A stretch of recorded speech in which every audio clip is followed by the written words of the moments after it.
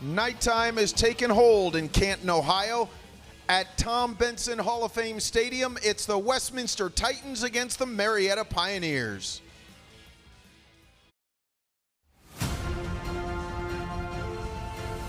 You're watching the Open Doors Bowl Series and the Extra Points Bowl on Flo College. It's game 2 of our doubleheader in this historic venue in Canton. Marietta against Westminster.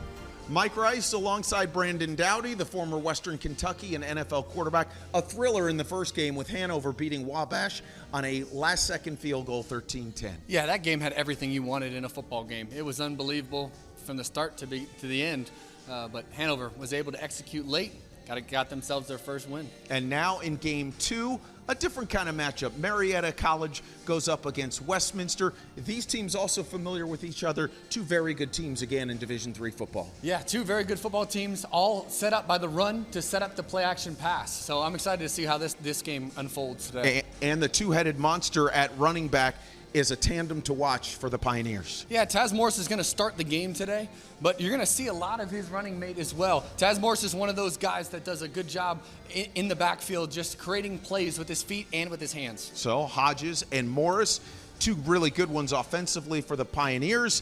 And defensively on the Westminster side, it's Dylan Sleva who tries, along with his mates, to slow those two down. Yeah, he's up for a tall task, a team that's averaging over 44 points a game. This is the best offense Marietta's ever had in school history. It's going to be up to Dylan Sleva to be able to right this ship and try to get everybody communicated to stop this run attack.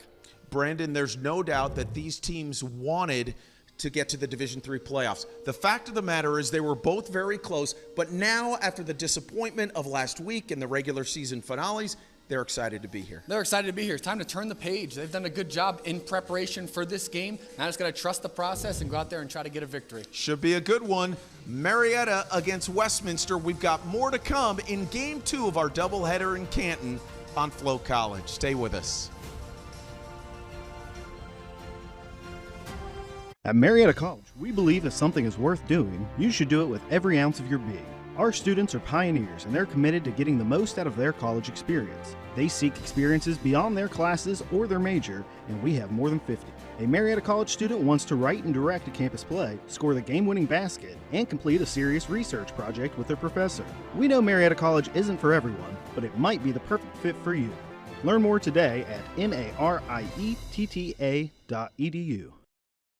What do I like about Westminster College?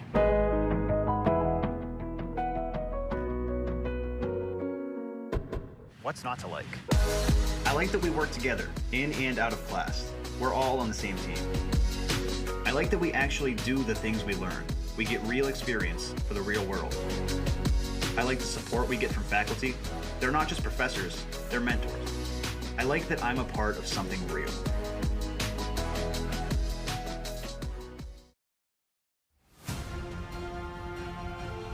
It's the Extra Points Bowl, Marietta against Westminster in Canton.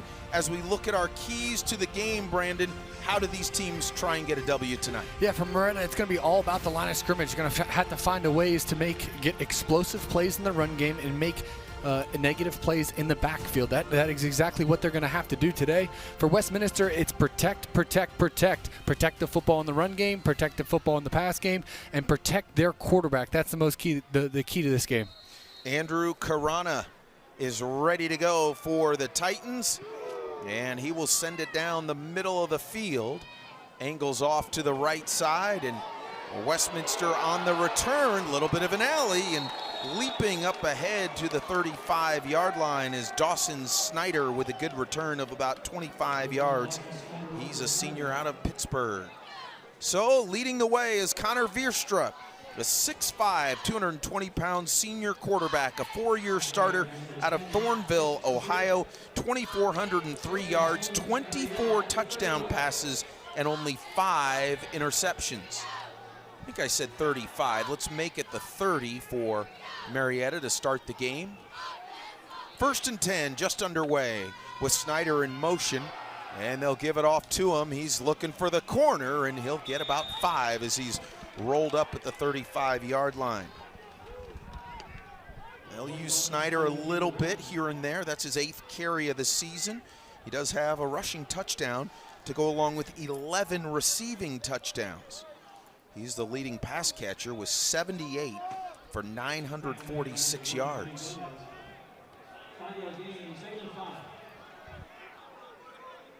Marietta spreading the field. 4-man front for the Titans. This is the traditional handoff, and that's Morris, who gets pushed back emphatically by Jaden Jackson, the big sophomore right there. Aiden Fletcher in on the stop as well. Loss of 1. This is a really good rushing attack for Marietta. 184 yards per game, 43 points per game for the Pioneers. Now they've got Hodges in the backfield on 3rd and 6.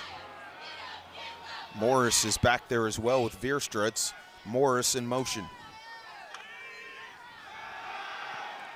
Veerstra over the middle, batted down at the 45-yard line. Bryce Butler, the tremendous defensive back, makes an early stop right here for the Titans. Great job right there on defense, winning in zone coverage. Played zone, the gap in the zone coverage just filled up so quickly. Good recognition, trying to get right to the sticks, trying to stay in rhythm. Great defensive play right there. Now look out for this punt team for the Titans on 4th down. They have 6 punt return touchdowns. They get a block. It's loose. It's scooped up. It's a touchdown for Westminster. Jaden Jackson takes it in.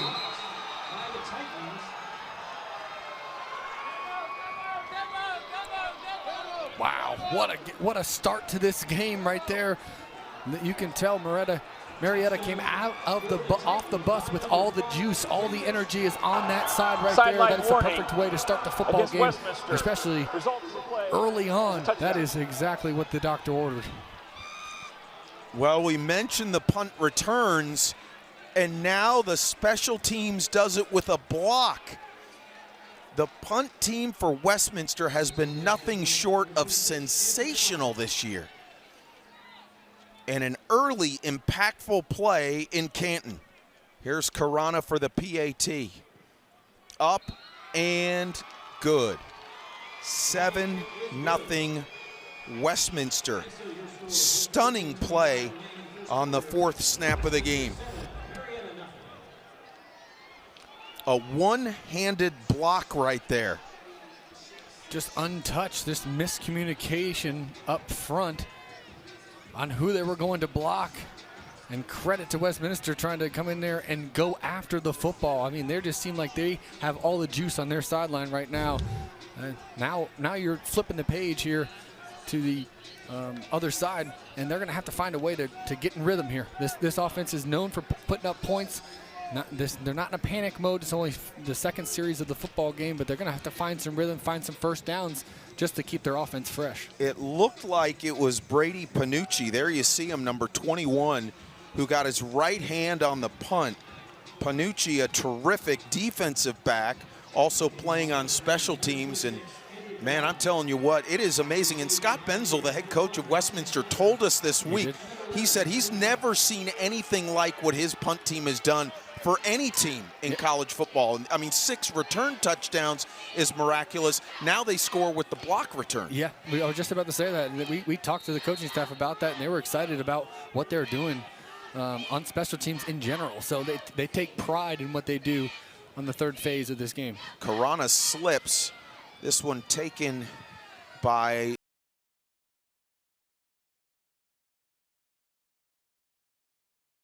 Marietta. Will start with possession number 2. 7-0 Westminster. We talked about this Marietta offense, but the first possession, it was 3 and out. And now if you're Connor Veerstra, the senior, you've got to rely on that experience just to keep guys settled. Yeah, it's very early, obviously. Yeah, he's played in a lot of games, so I think he was going to be unfazed by this. But they got to get the run game going here on this drive. There's Morris shifting a little. He'll get the call, near side, pushed out of bounds after a yard gain. Taz Morris 666 yards coming in, 3 yards better than his backfield mate Vontae Hodges, whom Brandon profiled in our pregame coverage. Yeah, talking to Coach Waddle this week, he thinks that both of these backs are All-Americans. He feels that confident. He thinks it's 1A and 1B. If there's not really a number 1 guy and a number 2 guy, he'll be able to use both of these guys in multiple positions. You've seen Morris motion out of the backfield early in this game already. That's just what they can do. 2nd and long. Veerstra may be changing the play here. He's got really good size for a quarterback at 6'5", slings it left side. Catch made across the 40. It takes a pop right there, but it's a first down. Jay Melchiori, the 2nd leading receiver, makes the play. Great protection check here by Veerstra. He does a really good job changing his protection. So the mic point was to the left. He changes his mic point to the right to get an extra blocker to the blitzing linebacker. Really good job. This kid is a really smart player. He has the freedom to make these checks in the run game, in the pass game, and I think that's what makes them so efficient on 3rd down and in the red zone is his ability to not waste plays out there. Gain of a dozen. Here's Morris. Slips as he makes his cut. Still gets 3. Slip down in front of Dylan Sleva, 6'1", 215-pound junior. Gave him a little shout out before the game as he's the leading tackler at 8.5 per out of Moon Township, Pennsylvania, Pittsburgh suburb.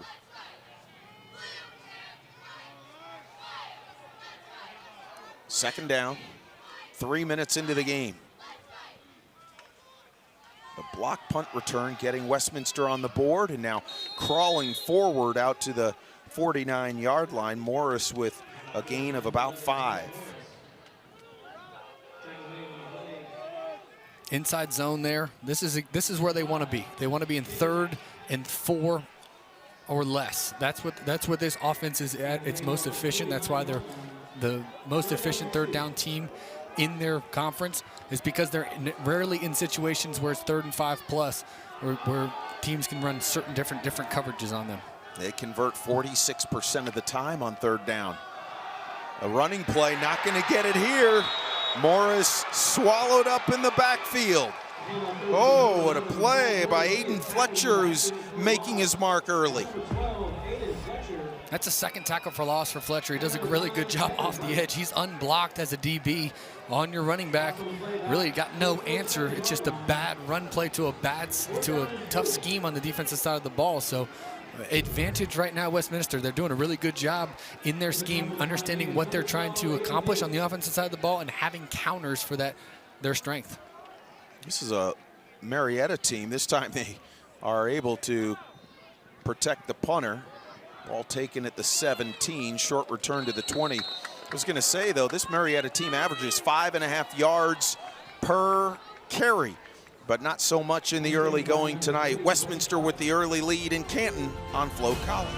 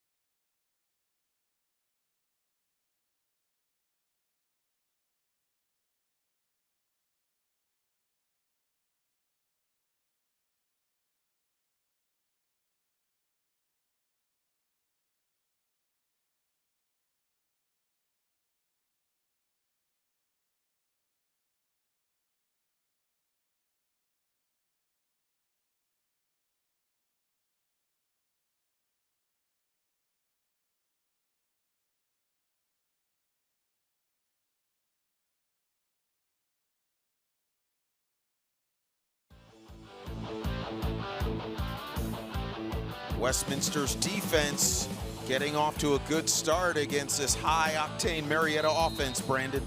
Yeah, they're doing a really good job in their scheme. They've caused some confusion in the backfield and really doing a good job just mixing things up and taking advantage of one-on-one opportunities.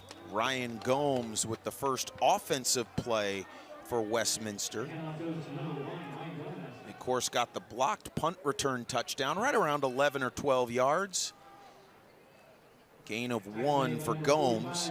Ty McGowan is the 6 foot, 190-pound, I beg your pardon. It is not McGowan, it is Sean O'Shea at quarterback, the freshman. And O'Shea is gonna take it himself, and he gets turned away. Oh, that ball came loose. That ball came loose. Marietta comes up with the football. O'Shea lost it, and the Pioneers recover.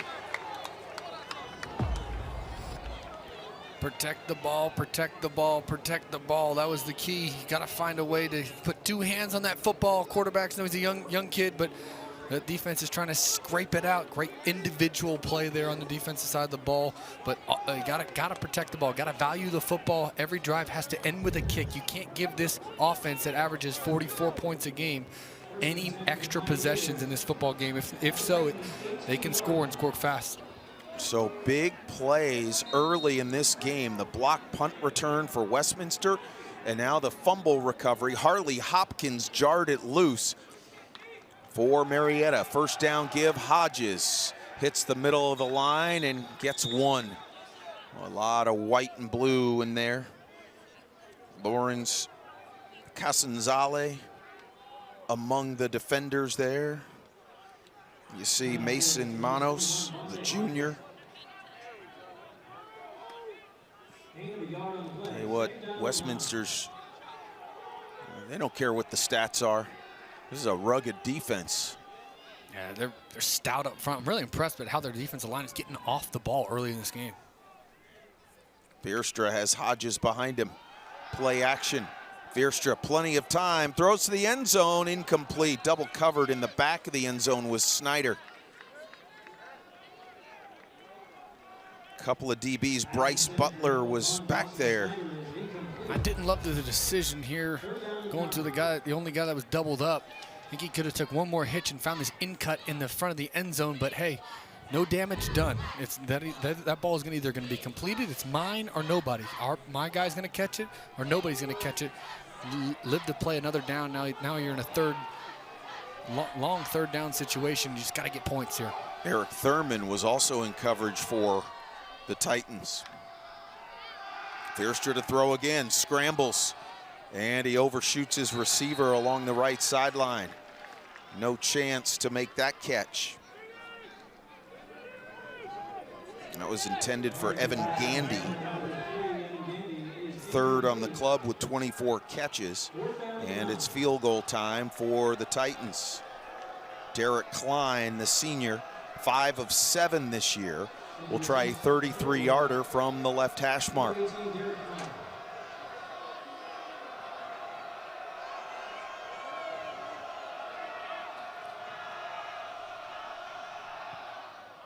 Has the distance, and it is good.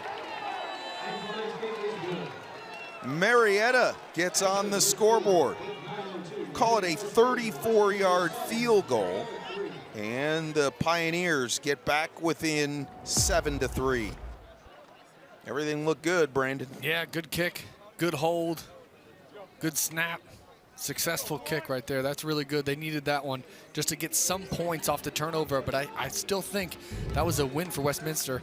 They can find a way to keep this defense juiced up and with a lot of energy. I think they have a chance to stop this high-powered offense and just out executing them. They're playing 11-man football. Everybody knows their job here on the defensive side of the ball, and they're executing at a high level. Well, this Westminster offense no slouch either. 37 points per game. What's interesting, and we saw it play out in the first game, when a defense goes up against a high-powered offense and you have some success early, it can snowball and it can carry over through the course of the game. I mean, Hanover and Wabash combined for 70 points per game on average. It was a 23-point night between them. Absolutely. I think they lose confidence early on, and these defensive coordinators have done a really good job in these two games, just creating havoc for the offenses. From the 5. Oh, trying to turn the corners, got some room. Down the sideline, could not stay in bounds. But a good return, and it'll be good field position. Kobe Shade, wide receiver by trade, takes it all the way to the 49-yard line. He just didn't have the angle to tightrope that sideline. Number 18, Jalen Conway. First and 10 at the 49-yard line. From midfield. On first down, here's a give up the middle and turned away. Boy, I tell you what, that Marietta defense clamping down on Gomes. Yeah, now it's Ty McGowan back. We saw O'Shea, the youngster. They like to run Wildcat with O'Shea, but he fumbled that last possession, so now it's back to the senior, or the junior rather, Ty McGowan. Ty McGowan, he's one of those guys that can beat you with his legs, beat you through the air. He's a very efficient player, does a good job. He knows this scheme really, really well, but rarely makes a mistake. He's got a man, nice catch, backpedaling out of bounds in Marietta territory. That's Tate Beachy, 5'10", 150-pound junior with 21 catches now. The lefty McGowan found him, and it's a good pickup of some 17 yards. Yeah, great scheme right there. Everything in your read on the defensive side of the ball said this was going to be a perimeter screen to the running back. Not so fast. They do a double move right off of it. Great call against the zone coverage, and even a better throw with the touch from the lefty. Westminster on the drive, little play action. Nice leaping grab at the 15, and diving inside the 10-yard line is Jalen Washington. Wow, you want to get the respect of your teammates, takes a blow and delivers a dime on the RPO. That's an outside zone pin and pull play with a tagged bang route, 7-step slant route on the outside. Gowan says, hey, I'm feeling it. I'm going to throw it to my best receiver and give him a chance. And wow, that was a big explosive play, but great accuracy and great timing on that route. That's what caused that completion. All-conference D lineman Chance Knight lowering the boom. We'll profile Chance here as we go. He's a tremendous talent. On first and goal, this is Gomes, and he's going to get into the end zone. Touchdown, Titans. They get the block punt return, and now the offense with a beautiful drive, and Gomes goes in from 7 yards out. And it is 13-3 Westminster. Great drive right there by Westminster. They just did a really good job executing at a high level. They really ran the ball efficiently. The pass set up that run for the touchdown there. McGowan just very decisive with his decisions, leading to a huge touchdown, making this a 2-score game. Karana has the PAT blocked, taken out of the air, and running out of bounds with it are the Pioneers, and it'll have to stay a 13-3 game. But here's Gomes. He had good vision right here, Brandon. Yeah, just a good counter play, good, well-designed play. Had a lead blocker on the outside, was the tight end that cut on the backside. Just a counter. That play is designed to go there.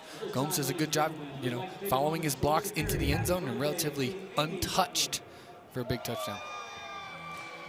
13-3, Westminster with the lead in Game 2 of our Open Doors Bowl series on Flow College. Memories together in Canton, your ultimate holiday shopping destination. Explore Hartville's 200-acre Winter Wonderland. Enjoy the holiday extravaganza Winter Wonder Fest starting November 22nd. Plus, experience the charm of our holiday market at Oakwood Square. And don't miss the elegant marketplace at Gervasi Vineyard. There are gifts and holiday cheer at every corner. From local artisans to the Pro Football Hall of Fame, Canton has something for everyone. Plan your holiday shopping escape today. Go to visitcanton.com to learn more.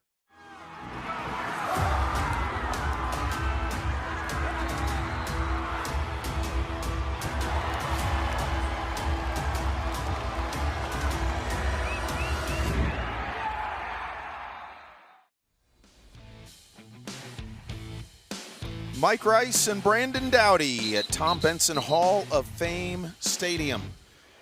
College sports live here on Flow College. Over 12,000 events. Your connection right here on Flow College. What a drive for Westminster. Yeah, four-play, 51-yard drive.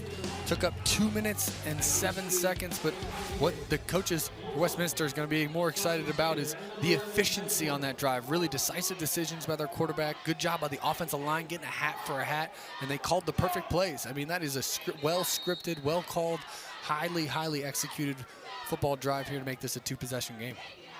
13-3 after the blocked PAT.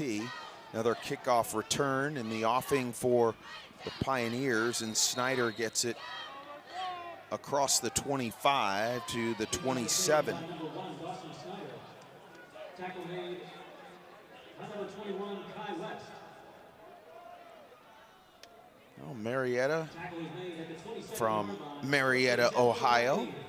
About 106 miles south of where we are in Canton. Playing out of the Ohio Athletic Conference, 7-2 in league, 8-2 overall. The Pioneers, in the final 2 weeks of the regular season, lost to the top two teams in the conference. Handoff around the right side, Hodges spins, and he'll get maybe two. Andy Waddle, the head coach of Marietta, said, we were 8-0, but we were untested. And boy, they played Mount Union, ranked third at the time, right down to the wire. Such a hard-fought 28-21 loss, and then kind of carried over into that regular season finale against John Carroll. Yeah, it did. He said they had definitely had some hangover. They thought they should have won that football game at Mount Union, and then the next game they just thought that they were a little bit dejected, to say the least, and thought that they didn't come out with enough energy to win that football game. Second down. Veerstra throws left side through traffic. Ball knocked up in the air and incomplete. He wanted Gandy. A couple of defensive backs right there for the Titans. Tight window throw right there. I think he's got more time than he thinks. Just got to make the tough ones. I know that's a double coverage, kind of a prayer shot right there, but got to make those tough catches, especially in tight football games, especially games where you don't have momentum. Right now, Marietta's got no momentum going on their side. I think the coaching staff for Marietta needs to find a way to get their quarterback some easy completions. Maybe set up the play action game, but they have to be more efficient in the run game and set up these easy completions so that he can build some confidence. Empty backfield. Dawson spins out in motion. Veerstra wants Dawson down the sideline, makes the catch, and he scoots out of bounds. He wanted to try and make a cut to stay in, but it's a big gainer into Titans territory. Great scheme right here. Running back was sitting in the backfield. He shoots out to the outside, gets natural leverage on the defense versus zone coverage. The drop 8 coverage. If you can find a one-on-one matchup, you're going to try to win that one. You'll take that as an offensive player. So great job right there executing, but a great throw. Boy, Snyder's a good receiver. 24-yard catch right there. Just peeled out in motion. Now a fresh set of downs for the Pioneers.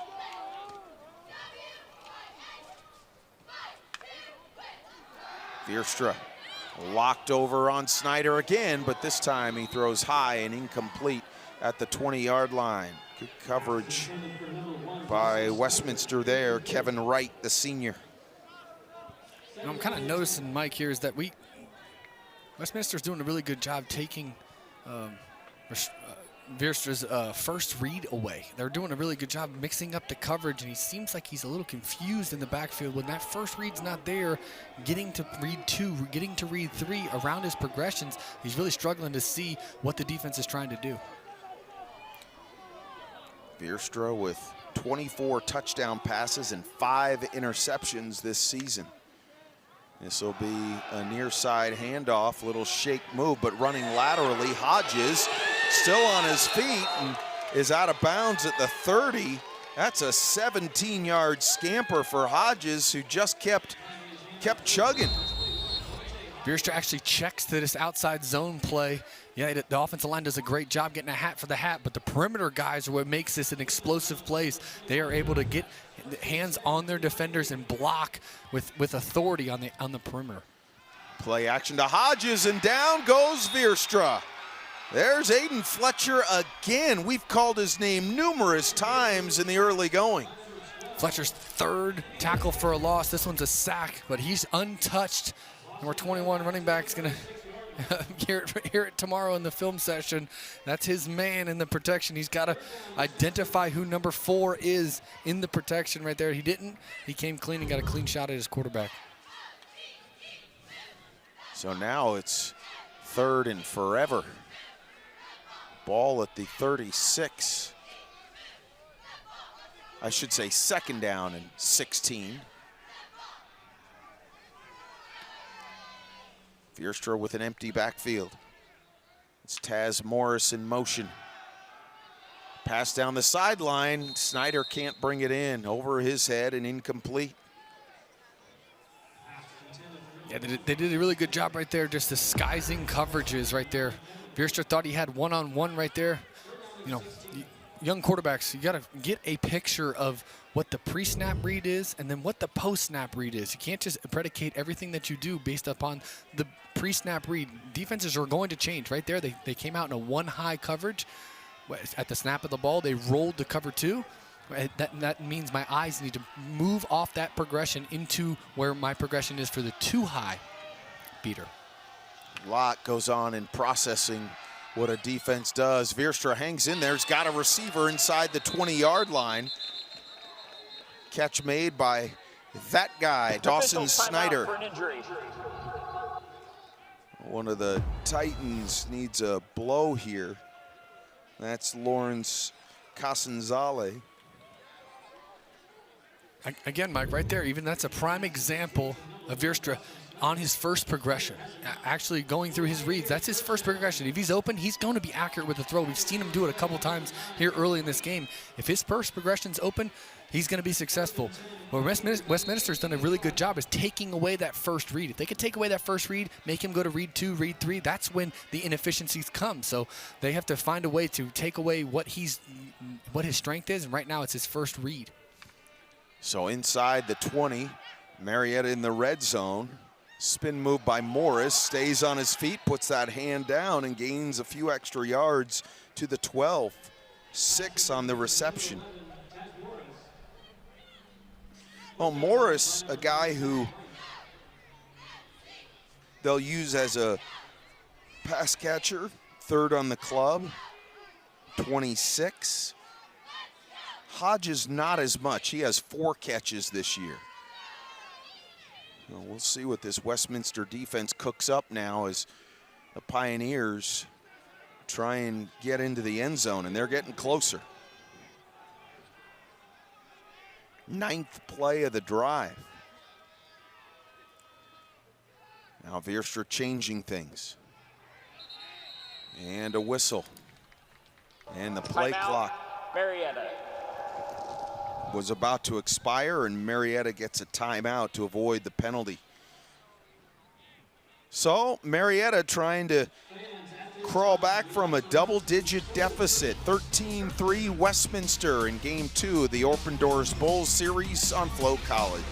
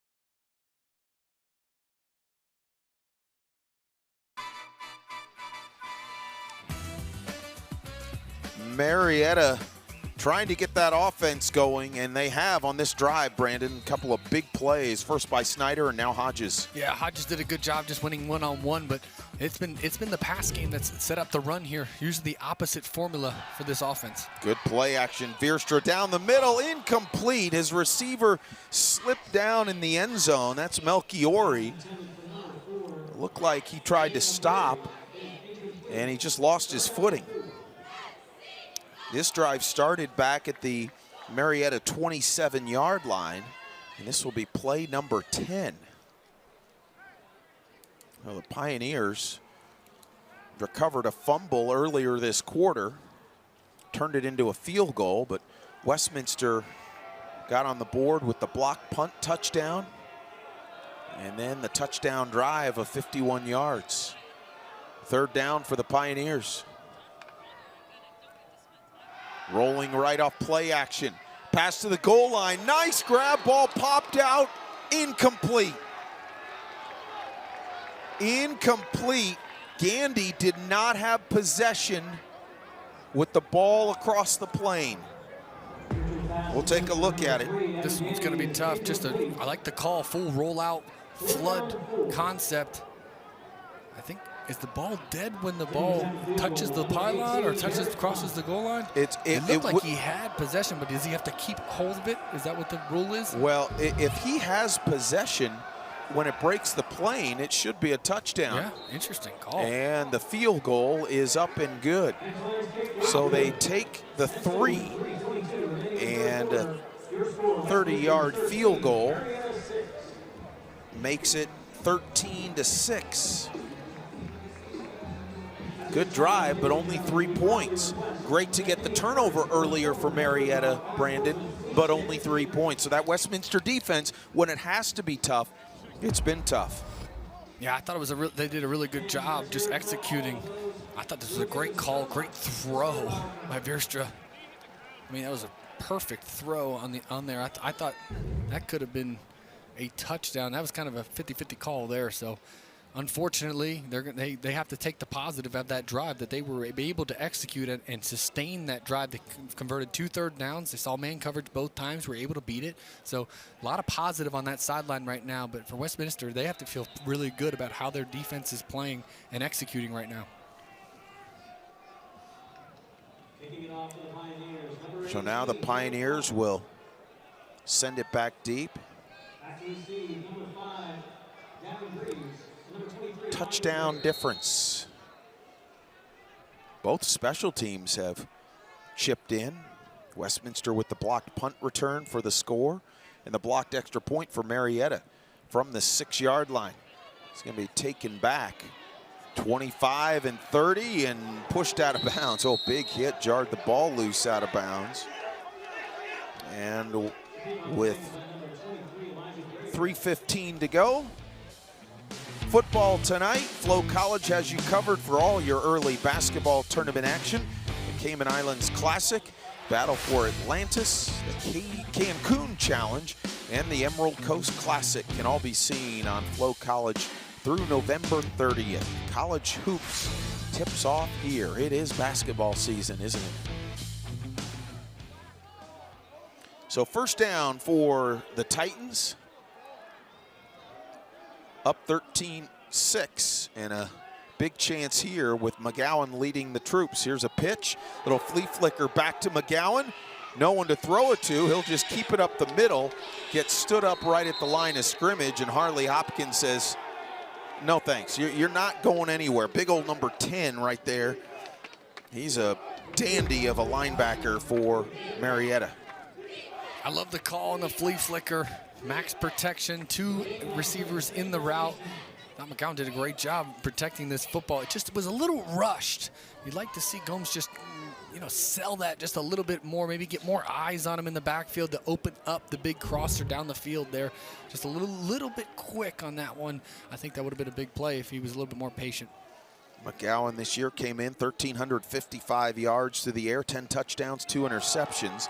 This is Gomes off the left side. Tough sledding right there. How about 4 blue shirts in on the stop? Brady Panucci right there.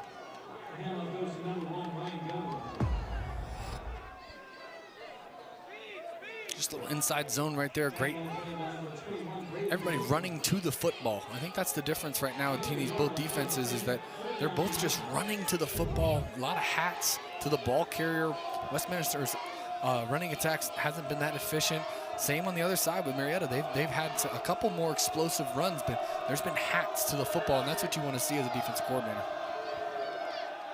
So McGowan on third down.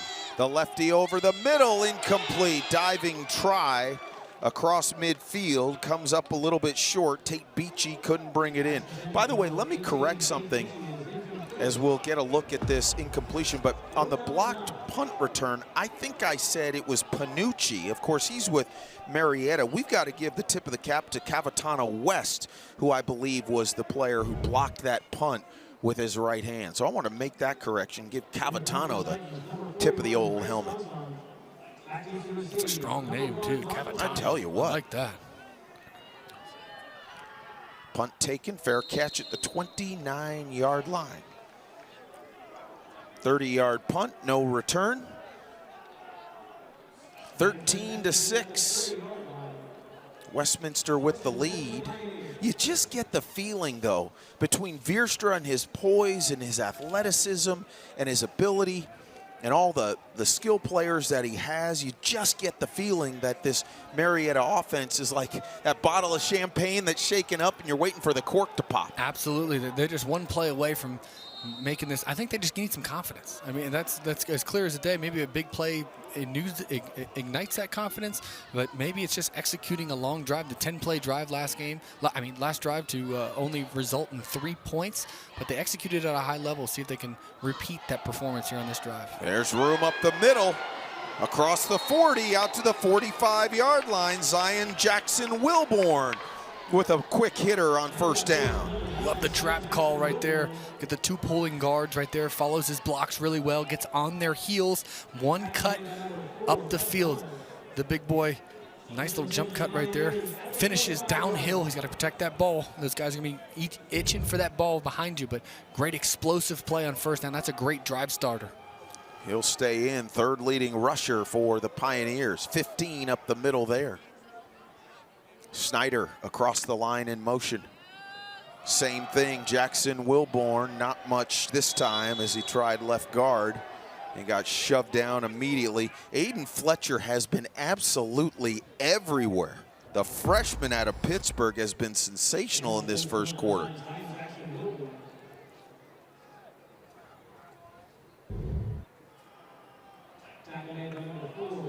No gain.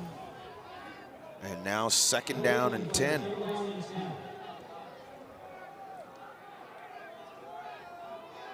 .45-yard line. Veerstra starting over 40 collegiate games, 4-year starter. Rifles it to the sideline. Good leaping grab, and that's going to be incomplete as Snyder couldn't get the foot down in bounds. Or I beg your pardon, not Snyder, but Melchiori. Good pass right here. Good on-time throw. I thought maybe he got his foot down. I don't know. That one's tough, too. That's a hard time to see. There's a lot of bodies around those feet. So holding, offense, number 70. Penalties declined. Third down. So it wouldn't have mattered anyway. Wouldn't have mattered. You're right. Well, Westminster will say, we think we can defend a 3rd and 10. We'll try that instead of taking the penalty. Probably not a bad move the way Veerstra can sling it. The way this, you just sometimes don't want to give a really good offense an extra chance, even if it is 2nd and 20. This may be the final play of the quarter. We'll see. 6 seconds left. Big 3rd down opportunity. 4-man rush. Veerstra chased up the middle. Slides down at midfield. That'll take us to the end of the first quarter, and it brings up 4th down and 5 for Marietta. 13-6 Westminster after 1 in Canton and the Open Doors Bowl Series on Flo College.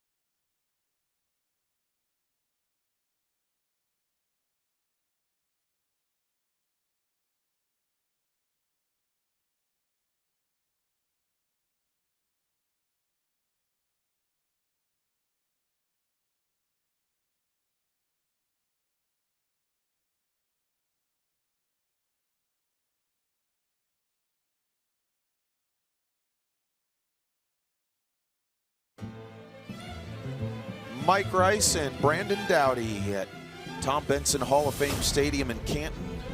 Pro Football Hall of Fame located adjacent to this stadium. Right on the site also is McKinley High School. All the teams got a chance to experience everything that is the Pro Football Hall of Fame. Hey, they took that juice from the Hall of Fame, Westminster did, and applied it to the first quarter. I mean, that was flawless defense on their end. The Titans already have a block punt return for a score. This is an end-over-end punt that is going to be off the side of the foot of Aiden Bailey. And Westminster's going to take over. 7 seconds into this second quarter. 13-6, Westminster getting the blocked punt return. Later on, a touchdown of 7 yards for Ryan Gomes. Couple of field goals by Derek Klein, accounting for the scoring for Marietta.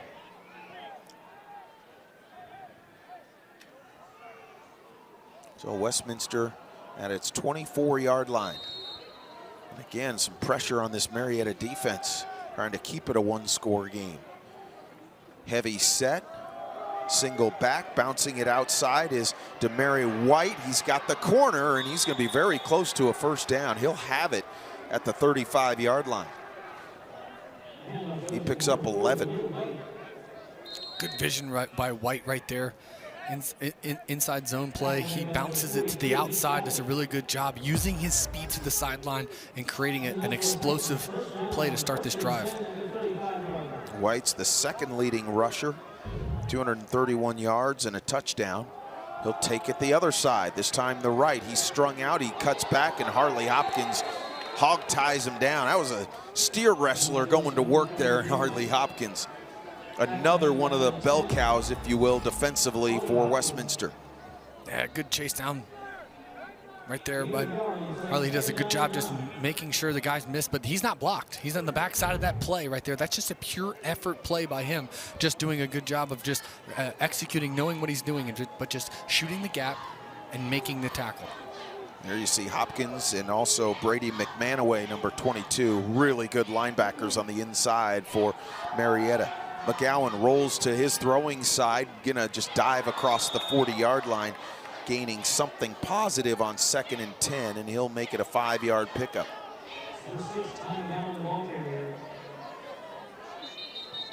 So McGowan. Officials timeout for an injury.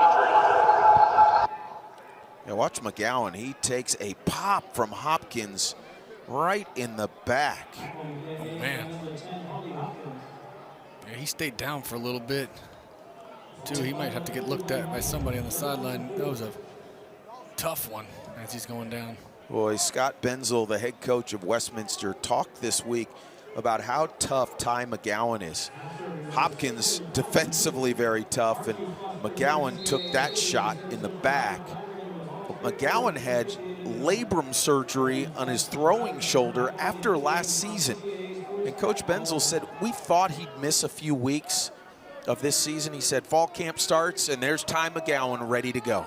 It's incredible how his will has just enabled him to tough it out. Now they'll get O'Shea back in at quarterback, the freshman out of Cranberry Township, Pennsylvania. O'Shea to throw, no chance. He gets swallowed up back at the 38-yard line. So a 3rd down sack for the Titans, and it will be a punting situation. This is a tough situation for O'Shea to come in 3rd and 4, 3rd and 5 when they want him to throw the football. I thought they would give him a little run there, give him a breather. Just fumbled the ball in the opening series. Just give him an easy throw, maybe a screen, something where he can see a completion. Didn't love the call, trying to play hard play action, get a vertical threat down the field. I think that's just tough ask for a freshman quarterback coming in the middle of a drive on 3rd down. Punt is away, and Snyder will make the fair catch at the 22-yard line. So a 37-yard punt and no return. This Marietta defense, Brandon, we've talked about Westminster tonight, but this Marietta defense is a little over 3 sacks per game on average. It is a big-time playmaking defense. And I will say this Westminster offense has done a good job on that fine defensive lineman Chance Knight so far. That's still a guy we've got to watch as we move along in this game. But Marietta now down by 7 with the ball back. Connor Veerstra, the senior at quarterback. Whips it over to the right side. Nice grab, reaching back behind him. And a gain of about 9. Great job right there by Veerstra, just identifying man coverage. The best way to solve man coverage is double slant. That's exactly what he had. He had double slant, which is our man beater on one side. He had a stick route to his left side, which is the zone beater. He identifies man coverage, makes the right decision, and gets a nice little gain. Melchiori with the grab. So far, this Marietta offense held in check. Receivers tight to the formation this time. Handoff on 2nd and short. Keeping his feet is Hodges. Oh, the ball gets punched loose, and it's picked up by the Titans. Still alive down the sideline, and finally tackled at the 28-yard line is Dylan Sleva. Another turnover for Marietta.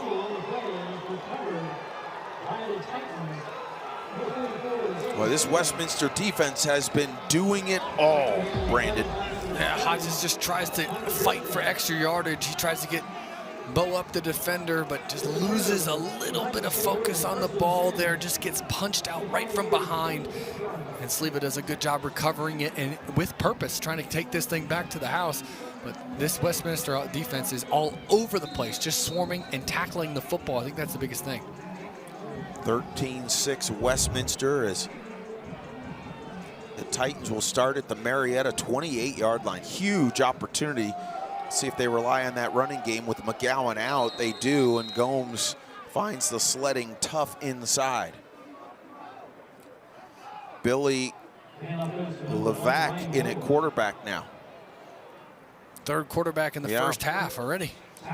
O'Shea, the freshman, a guy they like to use more in wildcat formations. Levac came on last week, and McGowan shaken up with the calf injury. Played against Grove City, regular season finale, a loss. Gomes, oh, nice alley. He's to the 15, plowing ahead to the 10-yard line. Brought down by Panucci. Gain of 18. What's the best medicine for the third quarterback into the game is a great run game. Offensive linemen do a really good job up front on the one-back power right there. Just ran one-back power, isolated. The Mike linebacker did a really good job getting a hat for a hat and finishing downhill. Great run right there. 1st and goal. Gomes on the delay, nothing doing. Hit behind the line of scrimmage. There he is, Chance Knight with a tackle for loss, his 19th of the season. 6'4", 257, a senior out of Bridgeport, Ohio. Yeah, talking to Coach Waddle this week, he said he is one of the best players he's ever seen on film or has coached in his 13 years at Marietta. So he is one of those guys that's just a game wrecker on the defense line. He was staggered by the amount of stats a defensive lineman has. He's got all the numbers to back up what the size looks like. He just checks all the boxes for this Marietta defense. Here's a play action.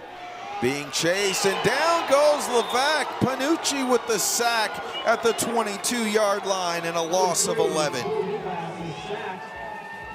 I tell you what, I don't know if McGowan's going to be able to get back in the game, but this Westminster offense is in desperate need of their starting quarterback.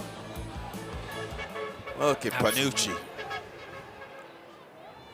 Oh, he's another guy that flies around defensively for Marietta. He's the quarterback of that defense. He makes sure that everyone is in their gaps. Everyone knows what their responsibility is on the defensive side of the ball. He sets everything up for this defense and does a really good job at a high level. 3rd and goal. Escaping pressure. Levac is going to keep. He tucks the ball to the 20 and gets tackled down at the 16-yard line. Anthony Sabatino. And a flag down back at the 31.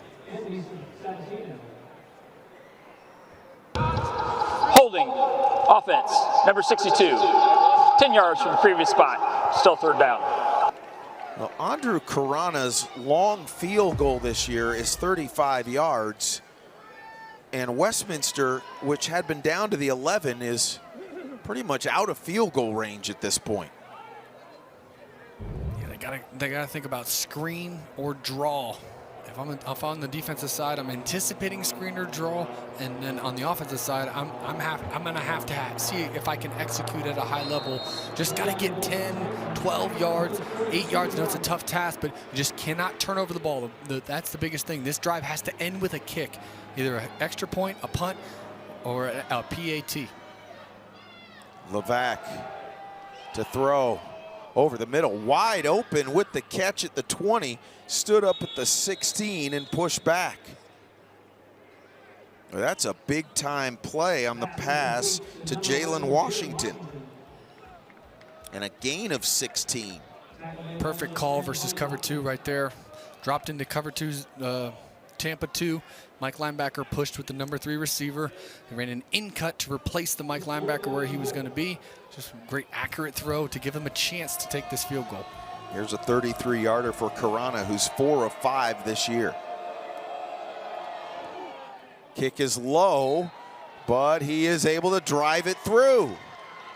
So Westminster, with a good play on third down, gets close enough for Karana, and the lead is up to 10.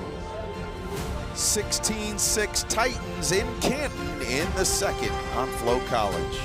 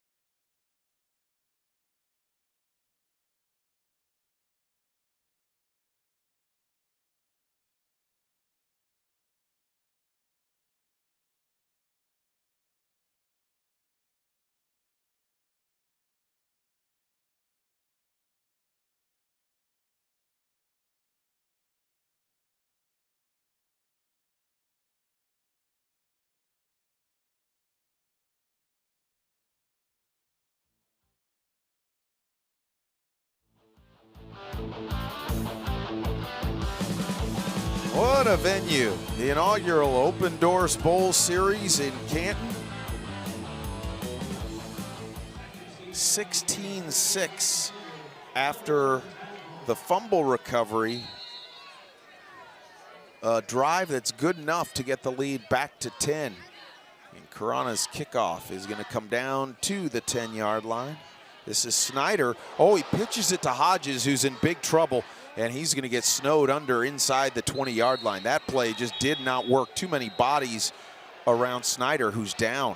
He's on his right side. You see him there. And the training staff is out quickly to tend to Snyder, who's quickly getting helped up. Well, how about that sportsmanship right there? See what happened here, Brandon. We're gonna, I think, get a look at it. I think he ran into a bus. That'll do it. Oh, that's a tough one to hit right there. That's a great one-on-one play right there. Number 23 did a good job making the stick, but I don't know about the creative call.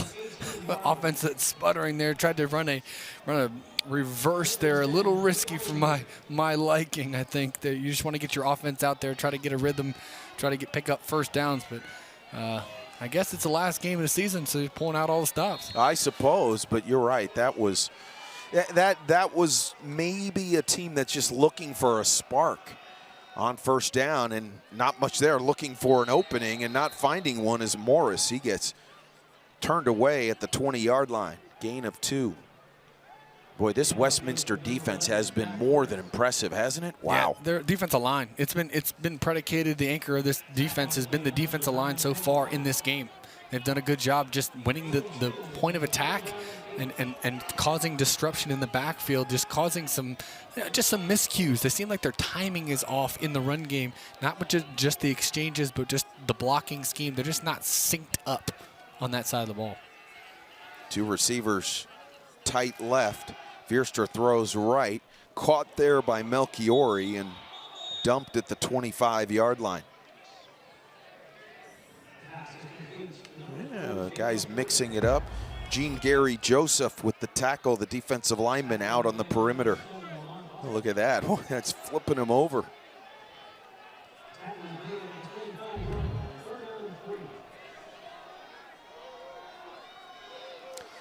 Third down, 3 yards to go. Boy, Marietta needs this right here. Here's the blitz. Pass over the middle, caught in the open field with room. Turning the corner at the 40. Dipping to the outside, getting a block. 45, 40, and spinning is Morris.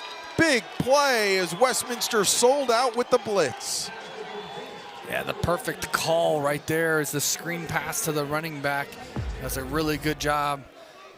Vierstra does a good job just hanging in there to the last possible second till he throws that ball. Accurate throw, get it to his running back in space. Their best player on offense making a play when they need it the most. Great execution on that one. About 36 yards or so. And it's first down at the 37 of Westminster. Vierstra, good play action.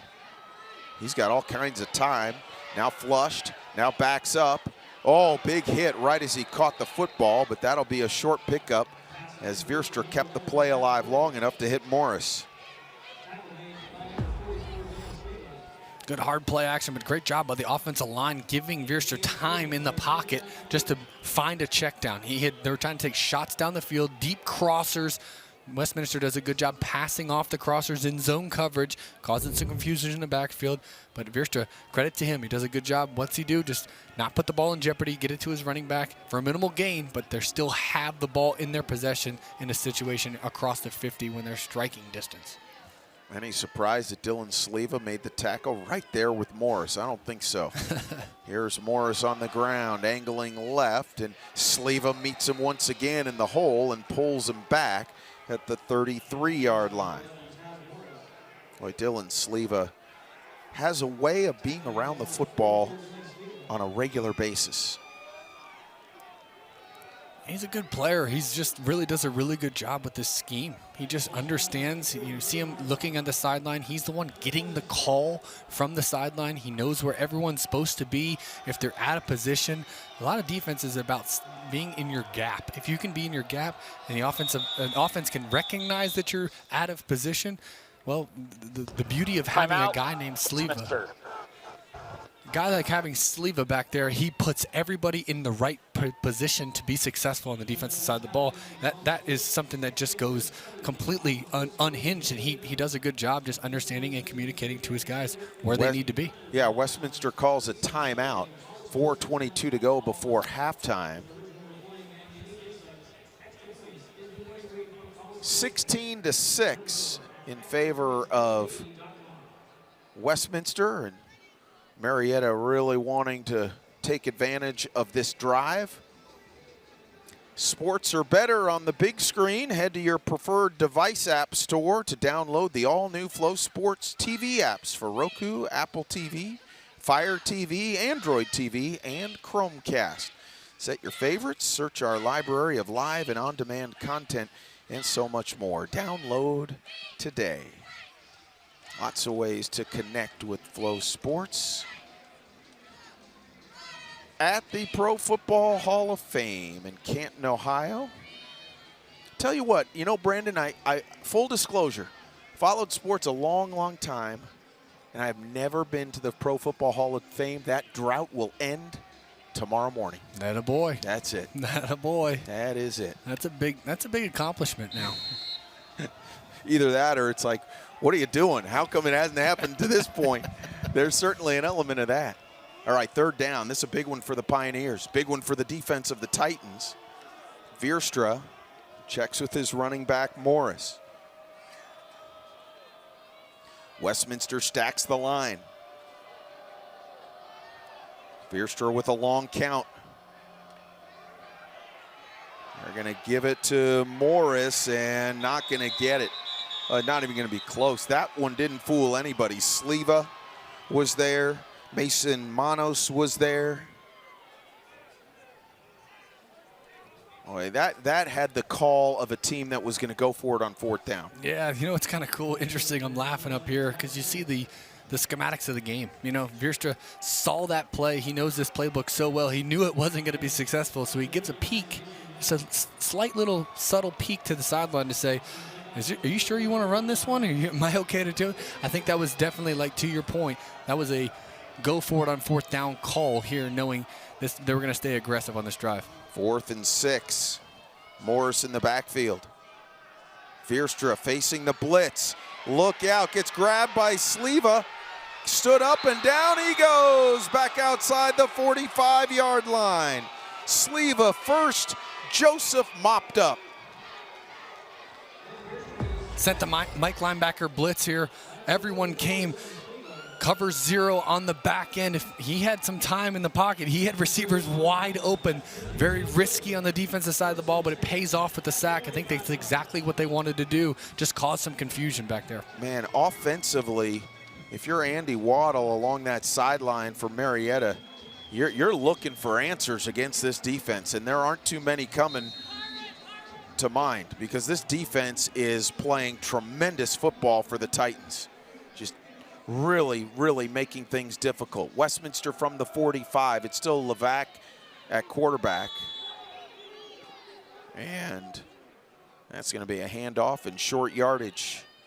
This Marietta defense doing a nice job keeping the Pioneers close, down by 10, late stages of the second quarter. You just start thinking about adding points to the lead if you're Westminster, even if it's field goals.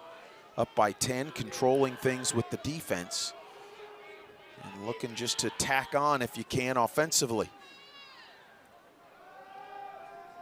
Pass over to the right side, caught. And that'll get the Titans into the Pioneers' territory. Jalen Washington with the grab. Leading receiver out of Orlando, Florida. Great job right there. Good executing, well-executed play.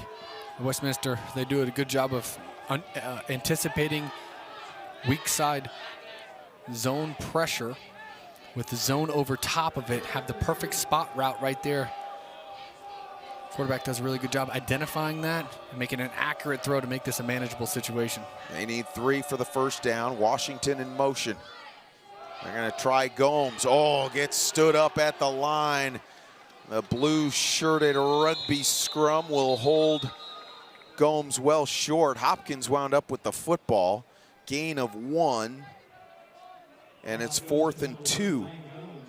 That's the officials' 2-minute timeout. So 4th down as we hit the 2-minute warning of the fourth quarter. 10-point lead for the Titans in Canton.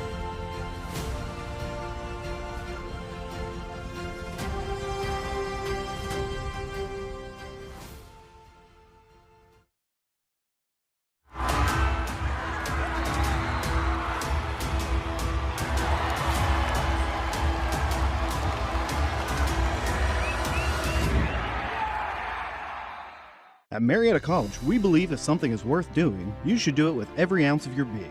Our students are pioneers and they're committed to getting the most out of their college experience. They seek experiences beyond their classes or their major, and we have more than 50.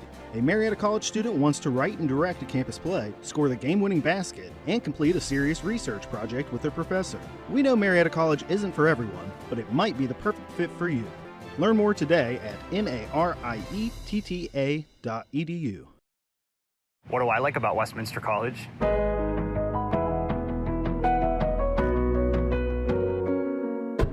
What's not to like? I like that we work together, in and out of class. We're all on the same team. I like that we actually do the things we learn. We get real experience for the real world. I like the support we get from faculty. They're not just professors, they're mentors. I like that I'm a part of something real.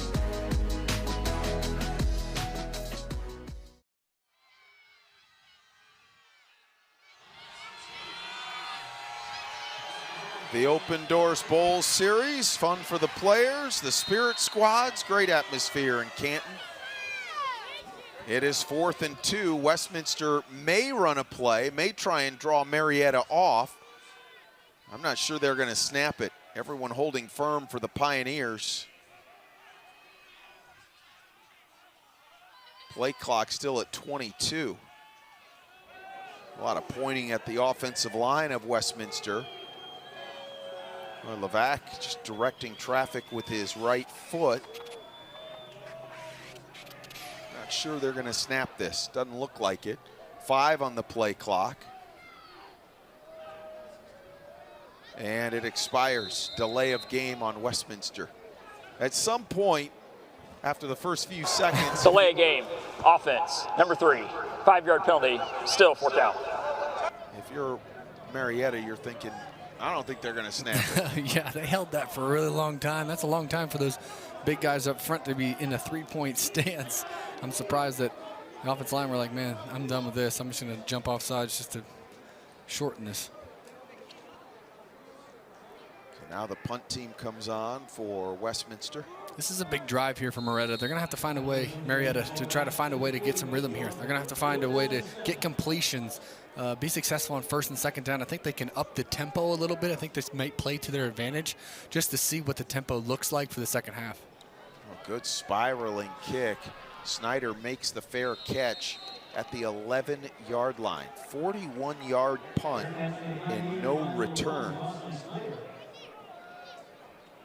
Marietta now deep in its own end. Will have that opportunity, Brandon, but there's a long way to go for the Pioneers. Just got to end this drive with a kick. You got to find a way to get completions. I know there's a stat in the NFL that if you get a completion in a 2-minute drill of 7 or more, your odds of getting points out of that possession go up exponentially. I think it's over 70%. You have an advantage of getting points. So that was always stressed for us in the NFL that our first play is the most important in a 2-minute situation. First down play for Veerstra. They'll give it to Morris. Oh, he gets a block and he will get out of bounds at the 21-yard line.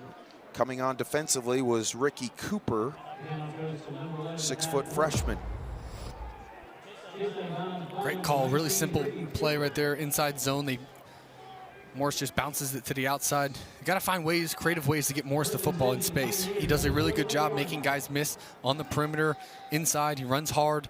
Just got to find a way to get your best player the ball, especially in situations where you need him to perform. Right here, 2-minute drive before the half. You haven't scored a touchdown yet. You're averaging 44 points a game. Got to find some rhythm. Got to find number 11 any chance I can. Morris got the first down and got out of bounds. Veerstra can't find anybody. Finally whips it over the middle, a little bit too far and incomplete. Diving for that football was Evan Gandy. Veerstra just had a little bit more time. I don't think he even needed to move in the pocket on that play right there. I think he could have just stood in the pocket and found his check down. He just had a successful play in the 2-minute situations. Young quarterbacks your best friend is the check down. The defense is naturally going to play soft. They're going to play coverage. They're going to think you're going to try to get the big plays. As a quarterback, to counter that, you got to find your running back. Your check down is your best friend. He can get explosive plays on 2-3 yard air throws. Second down, big hole. And it closes quickly, but Morris is able to struggle out to the 29-yard line. Picks up 8. We're at a minute and a half left in this second quarter. Well, how about that pursuit right there by Westminster? The defense has been so good all night long. Got to move the chains. 1:10 to go now. 2 yards to make to do that, and they're going to get it done, it looks like. That was Morris taking it to the 32-yard line. He gets 3, and now they've got to hurry, and here they are at the line, Brandon. Marietta's got all 3 timeouts, so they're not in a 2-minute rush situation. They're just got to get plays in and out from the sideline to the game field. Well, Veerstra again with time, flush to the right, and throws it short of his receiver at the 35-yard line. He wanted Melchiori. That may have been sort of the equivalent of a throwaway. It was, but I just got to give credit to Westminster. They're doing a really good job. They're showing something pre-snap and then switching to something else post-snap, and Veerstra's having a hard time identifying that. There's a prime example. His first read wasn't there, caused some confusion. Thought he had to buy time right there. Just got to go through your reads, young quarterback. Stick to the script and just trust in the play. What can I do to make this play successful? Every play is not going to end in a touchdown. So what can I do to make sure that I'm being successful on the offensive side of the ball? Veerstra fires to the right side, going down low to take it. Gandy has it at the 37-yard line, gain of 5. And now a timeout for Marietta. He had to stop the clock. Timeout, Marietta, their second. Had to stop it there. So Marietta now to talk strategy. Down 16-6 in the final minute. Please put 35 seconds on the game clock. 3-5.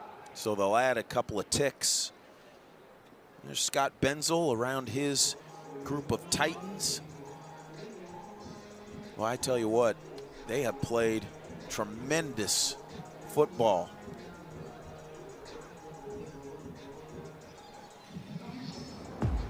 Yeah, as you can see, young quarterbacks, Veerstra's just, that release is just a little bit long. I think he needs to find a place to settle his feet.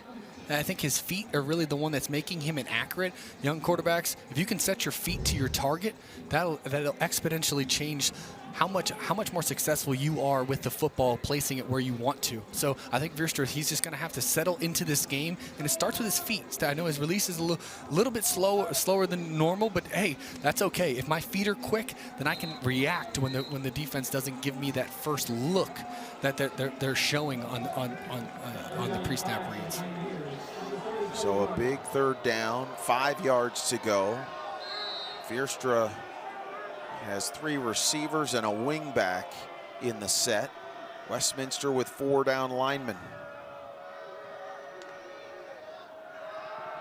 Little screen to Snyder, juggles, catches, first down, running to the sideline, and wisely gets out of bounds at the 47. That's a good pickup and a first down. Great call. You know, we just talked about your running back being your best friend in 2-minute situation. Also the screen game. It's a 1-yard throw that ended up in an explosive play. Good execution on the perimeter. Now Veerstra on first down. Dumps it off left side, and he did not get out of bounds. Zion Jackson-Wilborn couldn't keep his feet, and now Marietta will have to burn. Timeout, Marietta, their third and final timeout. There it is for the Pioneers. But there's still an opportunity. 19 seconds left in the half. Now the challenge becomes, number one, getting to where you can give your field goal kicker a legitimate chance, Brandon, and doing so while getting out of bounds. Yeah, I think the beauty of college football is that the clock is going to stop at a first down. So you have that extra advantage as if you're playing in the NFL. That clock key continues to roll even if they're in situations where they do pick up a first down. So I think they have to use that. I think right now that the full field is at their dismay. Take your shots down the field, but understand, young quarterbacks, I need a clock in my head to know, hey, sometimes a throwaway is better than a 2-yard completion at this point, unless that completion is going to be to the sideline. Well, a lot of football this year on Flo College. And Flo College has you covered for all your early basketball tournament action. The Cayman Islands Classic, Battle for Atlantis, the Cancun Challenge, also the Emerald Coast Classic. All can be seen on Flo College through November 30th. College hoops tips off here. Flo College. Scott Benzel said this week that he thought Marietta might be the best team they play all season. And so far his Titans have done a masterful job. 2nd and 6.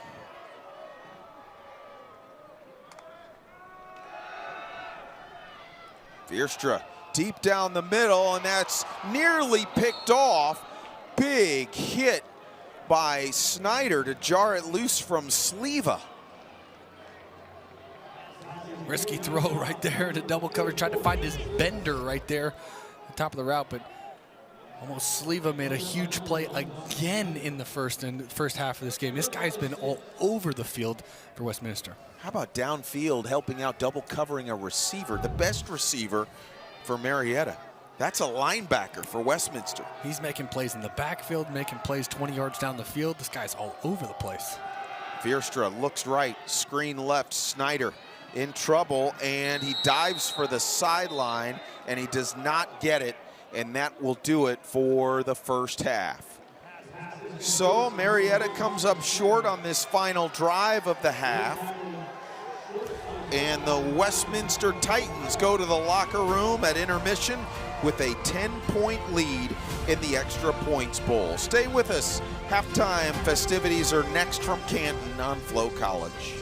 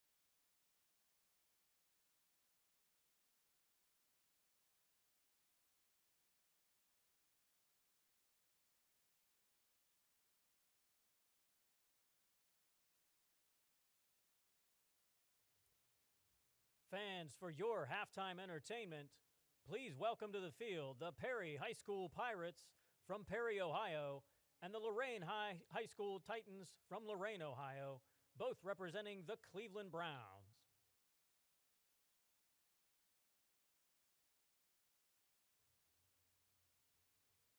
First, let's meet the Lorain Titans.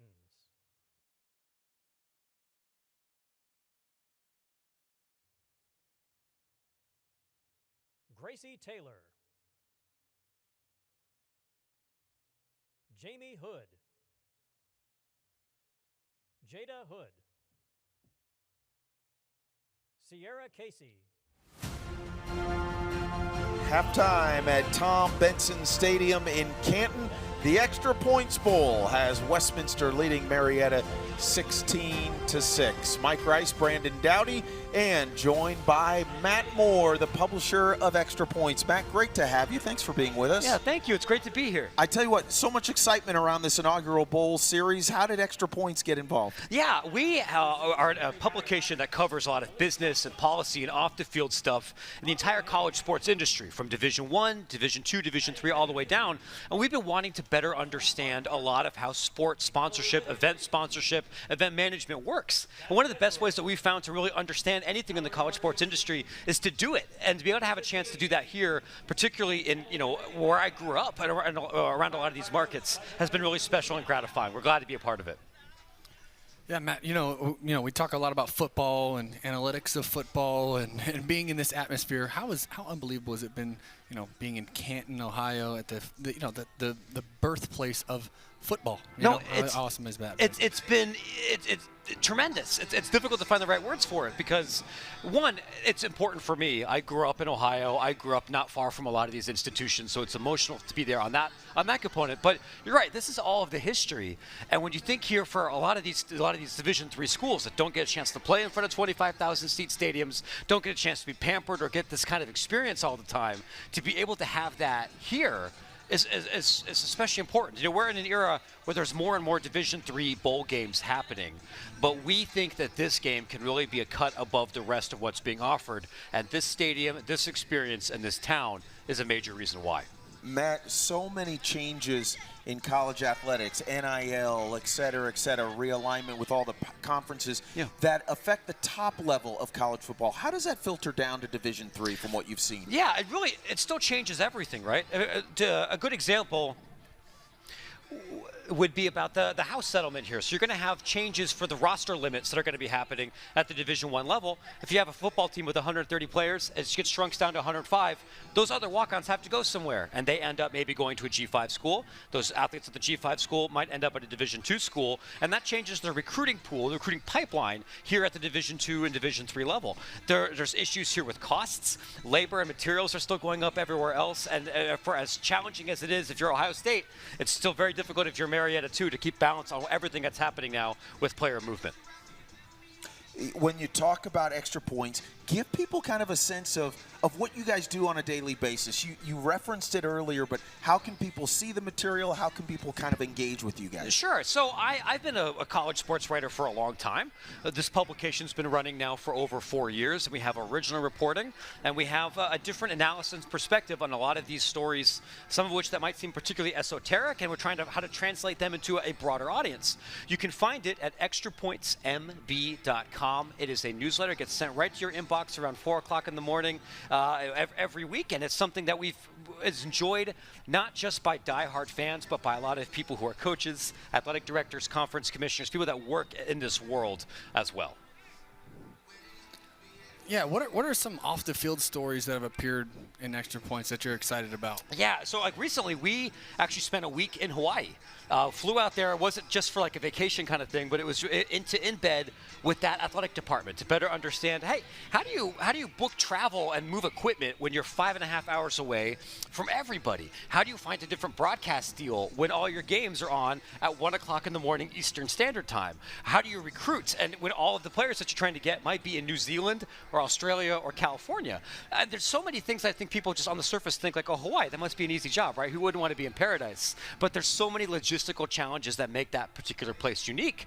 That's the kind of story that we can do, beyond just catching a Hawaii UNLV football game, but really kind of get in the weeds and explain how this program works, what are its opportunities, what are its challenges, and that's something we can do across that scale across 900 other schools in the NCAA. So it's the Extra Points Bowl here with Marietta Westminster. Earlier today, it was the Forever Lawn Bowl, a thriller where Hanover got a last-second field goal to beat Wabash by a count of 13-10. What have you thought of the two games, and did you get a chance to see that first game? Oh, I did, and the last 5 minutes were just so exciting. Both teams had a chance to win, and things kind of broke a different way. I think this has been a great game here, too. It's clear that emotions are running high. I think we've seen maybe some mistakes that we might not otherwise be seeing, but really great defensive big plays, huge turnover swings, and even now it's a 10-point game, but I still think it's anybody's football game, which is all you could want if you're getting a chance to get a doubleheader football game.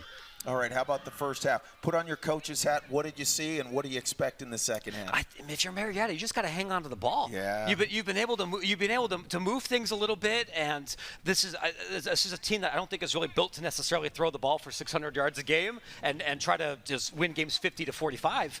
You just need to not give the ball and put the other team into scoring position within 20, 30 yards out. If they do that, I think there's a chance here to be really competitive. Westminster just has to continue to be disruptive and try to maintain that momentum on special teams, on defense, on offense. I still think it's anybody's game right now. You could be the third person in the booth with us. You know that, yeah, right? Seriously. Yeah. Where's your resume? We'll get it. It's in the other suite. Yeah. I got a day job I like right now, though. Yeah, I bet you do. So switching ahead, gears Brandon. here, Yeah. have you had a chance to go to the Hall of Fame yet? It's funny. We went. There was some programming yesterday. We got to go with all four of the teams participating in the bowl series, give them this big tour, and then walk through some NIL-related programming to help the athletes understand how they can go look for deals at the Division III level.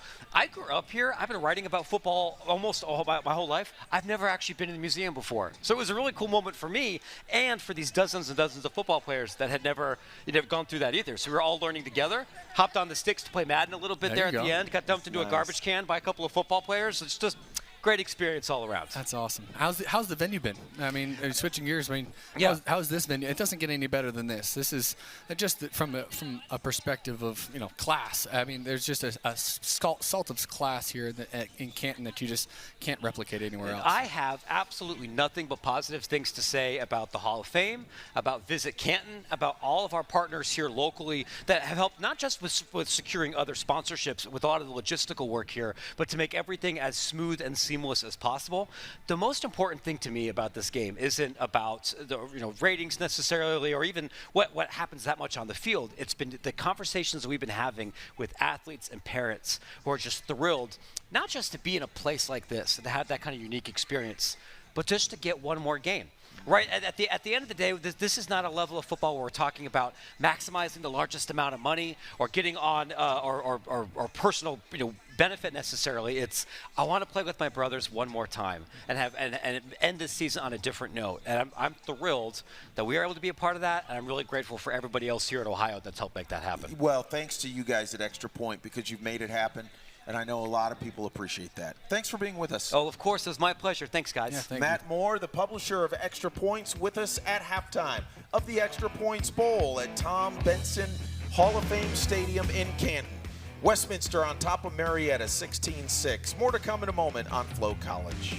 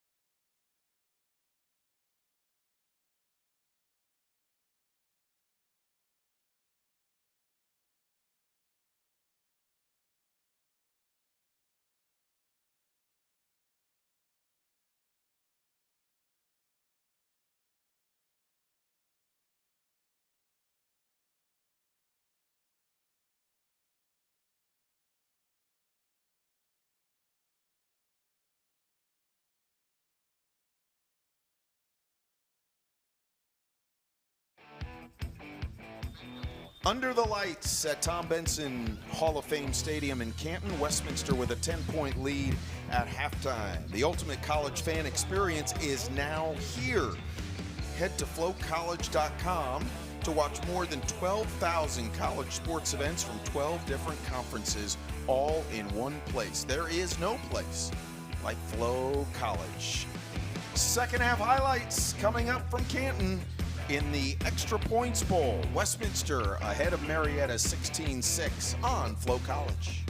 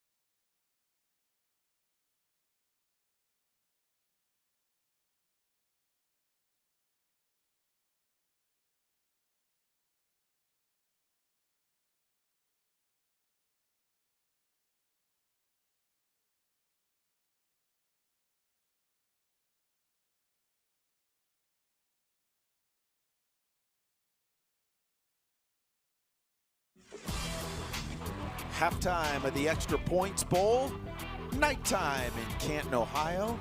The heart of football country, 16-6, the Titans of Westminster on top of the Pioneers of Marietta. Mike Rice and Brandon Dowdy with you. We'll get to second half action in a moment, but first we've got to look back at the first half. Big plays all over the place, including starting right out of the gate for the Westminster special teams. This is a punt unit that has returned 6 kicks for touchdowns this year, but they made a big play on the blocking side of things in that first half. Yeah, they did. Just a miss protection on the outside by Marietta, and taking advantage of it early on, harnessing the momentum of pregame and converting a huge touchdown to start this football game. And quickly thereafter, another touchdown as Ryan Gomes rumbled in, and that made it a 13-3 lead. Yeah, 13-3 lead, exactly what they wanted to do on the offensive side of the ball. But for Marietta, they've done a really good job on the defensive side, keeping their offense in this football game, causing havoc in the backfield, causing some turnovers, but doing a really good job just being efficient enough to keep this a one-score football game. Yeah, Ty McGowan, the quarterback for Westminster, was hit by Harley Hopkins and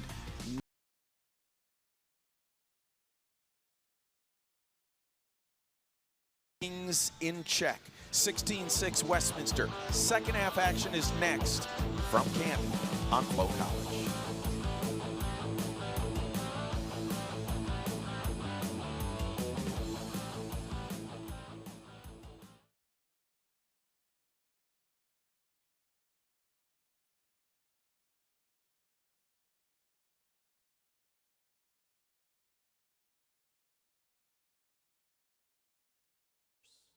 visit Canton.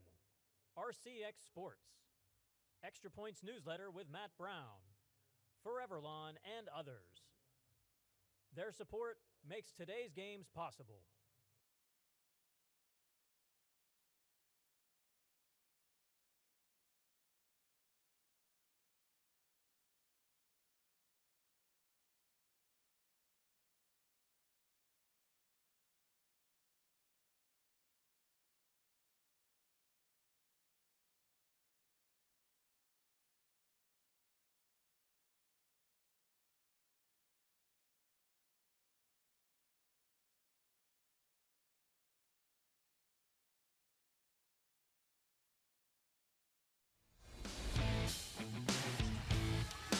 (16-6), Scott Benzel and his Titans lead the Marietta Pioneers. That defense, that special teams have both been special in this first half. Marietta no slouch either, but offense has been hard to come by, as it was in the first game between Wabash and Hanover. Yeah, it was. We've seen some really good defensive performances so far in this bowl series we've had. I think for Marietta, they're going to have to come out there and try to find some rhythm. They've got to find their quarterback, get him back in rhythm. But for Westminster, it's rinse and repeat. I think they've done a really good job on defense, mixing up the looks. On offense, they've been efficient on third down. Just got to keep doing what they're doing, but expect the changes. I'm excited to see the chess match between these two coaches at halftime. So Derek Klein has it teed for Marietta, and the Titans will get the first possession of this third quarter. Second half of the nightcap of the doubleheader. On the run at the 13-yard line. Trying the left side, a little bit of room, but closed quickly. Bright Cannon gets pushed down. Well, that Marietta special teams was fired up right there.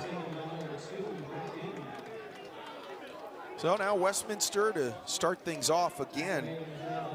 Westminster lost quarterback Ty McGowan, and that may be the biggest question for the Titans, along with can the defense still keep Marietta in check for another half. But here it'll be Levac to start the third quarter.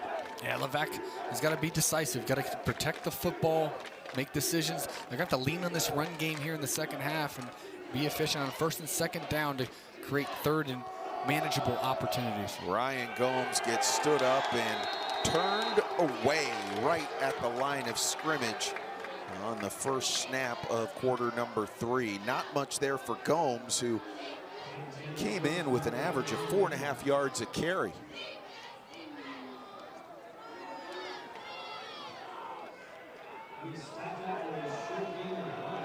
Second down. Gain of 1 on first. Levac has Gomes next to him. Levac to throw. Oh, nearly picked off. The receiver tucked inside, and the interception was there, but O.C. Nurse could not bring it in. Exactly what we're talking about. Just protect the football. Sometimes you just got to take the 2-yard route that's right in front of you. Levac tries to get a little greedy on the outside. It's kind of different when you have a left-handed quarterback rolling right. It just takes a little bit more time for that ball to come out of his hands. So he's got to, the coaching staff has to anticipate that a little bit, maybe shorten the routes here on the outside. Big third down here early in this third quarter, 3rd and 9. Levac in trouble, and down he goes back at the 16-yard line. Oh my goodness, Chance Knight with another sack. That is number 13 for the big old senior. This guy on the gain right there, just don't have enough. When you're trying to double team a playmaker like he is, Chance just finds a way to get around the edge. He does it all. Power, speed off the edge. This kid's one of the better players we've seen here up in this booth today. He is the knight in shining armor for this Pioneers defense.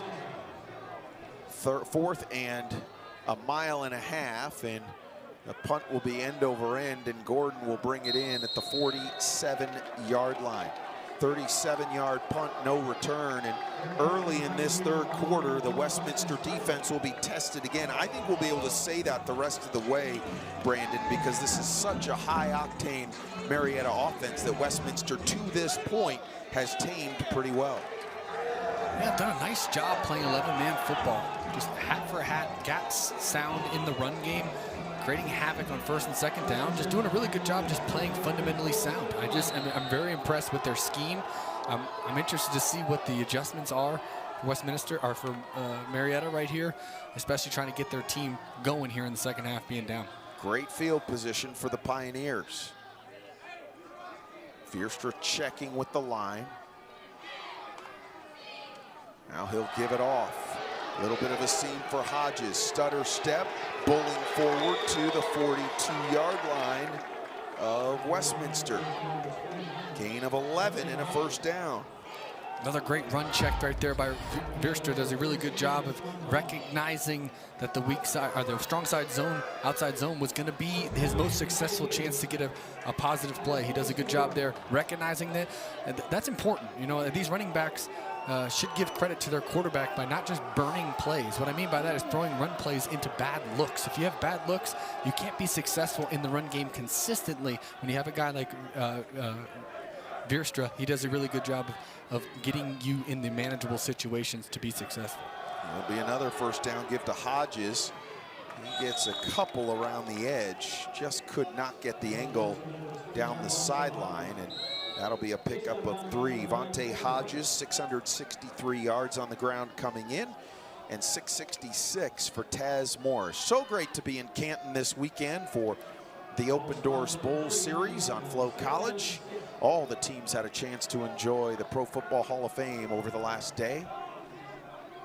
The Extra Points Bowl here, the Forever Lawn Bowl in the opening game, where Hanover beat Wabash 13-10 on a last-second field goal. Here's a second down pass right side, and that is juggled and dropped by Snyder. And that'll be incomplete. Great man-to-man coverage right there. Eric Thurman. Eric Thurman did a great job on Snyder, one-on-one right there. Just gotta find a way to get off those man coverage beaters. Again, that's going to be the mix-up. Where are they going to play man coverage? Where are they going to play zone coverage? And how do I attack that if I'm a young quarterback? Well, Fierstra just has not been able to get into a rhythm and get the offense humming. Credit Westminster for that. They need 7 for a first down. Hodges ramming ahead, close, but he'll be marked down at the 35. That's a good 3 yards short.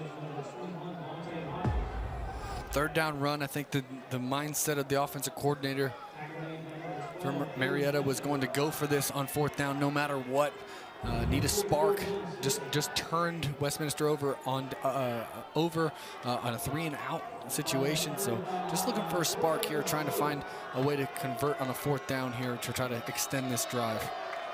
4th and 3. An opportunity for the Titans to get off the field and continue the stellar defensive night.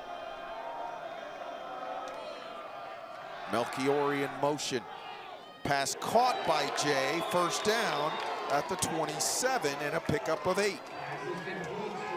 I think it's twofold. I think that Marietta, as we get a look at this catch by Melchiori, I think Marietta, Brandon, feels like with McGowan out at quarterback for Westminster, that the Pioneers defensively feel good about what they're doing. And number 2, that if they keep grinding offensively, they're going to click at some point. 100%. From the 27, Fierstra with 4 receivers, 2 to either side. Blitz comes by Fletcher. He's got Hodges inside the 20, tripped up by Bryce Butler at the 19-yard line, and another 8-yard pickup. You know, it's interesting right there. A lot of people are going to see that as a 6-yard, 7-yard completion. That's it. That's all they're going to see.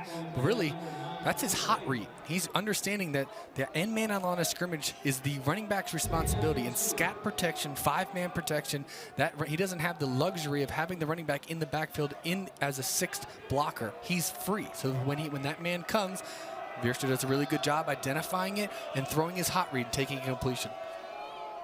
Well, the Pioneers are in the red zone now. Flair out to the right side, Hodges to the inside, through a couple of defenders and inside the 5-yard line. Oh, a beautiful catch and run of 15. Creative call right here. Actually have the receiver run inside zone, fake it all the way, and get the Hodges out in space. Only 4 catches on the season, make it number 5. But when he gets it, he gets explosive plays and down the field. Now, this is an opportunity that Marietta can hardly let pass by. Pioneers need a touchdown in the worst way.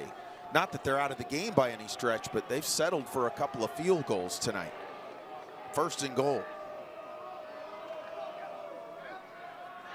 Play fake to Hodges. Wierstra's in trouble. Oh, and he pitches it, lost the ball. And Wierstra grabbing for it, whistles blow the play dead back at the 19 or 20. They may have said Wierstra's knee was down with possession. Pass is ruled incomplete. 2nd down. Well, they're going to call that an incomplete pass. Well, Marietta thought they were going to get zone coverage here. This is what I'm talking about, not making a bad play worse. He just got away with that because I don't think he was down. But I guess that's an incomplete pass, but that's real close from being a complete disaster on this drive for Marietta. So they got away with one right there. They're going to call that a shuffle pass. What, 15 yards behind the line of scrimmage? Wow. 2nd down, pushing to the goal line, being stood up and not in. Marietta comes up a little bit short at the 1. Hodges could not get it to the goal line. 3rd down. Boy, that was fortunate. Now without a huddle. This has got to be a run again. I think it's 4-down territory. Hodges up the middle, pushing and in. Touchdown Marietta. Vontae Hodges with his 10th of the year, a team high. And just like that, it is now 16-12. Great job trusting the guys up front right there. 3rd and 1 situation. Just putting the trust in this offensive line who has been struggling in the inside zone to say, hey, we're going to go out there and smash you in the mouth and try to get a touchdown and not to put this ball in jeopardy by throwing it. Love the call, love the determination by the offense and finding points when they needed it the most. Klein tacks on the PAT, and we are now down to a 3-point game. Nearly had an OT affair in the first game, and a tight one here in the nightcap in Canton on Flo College.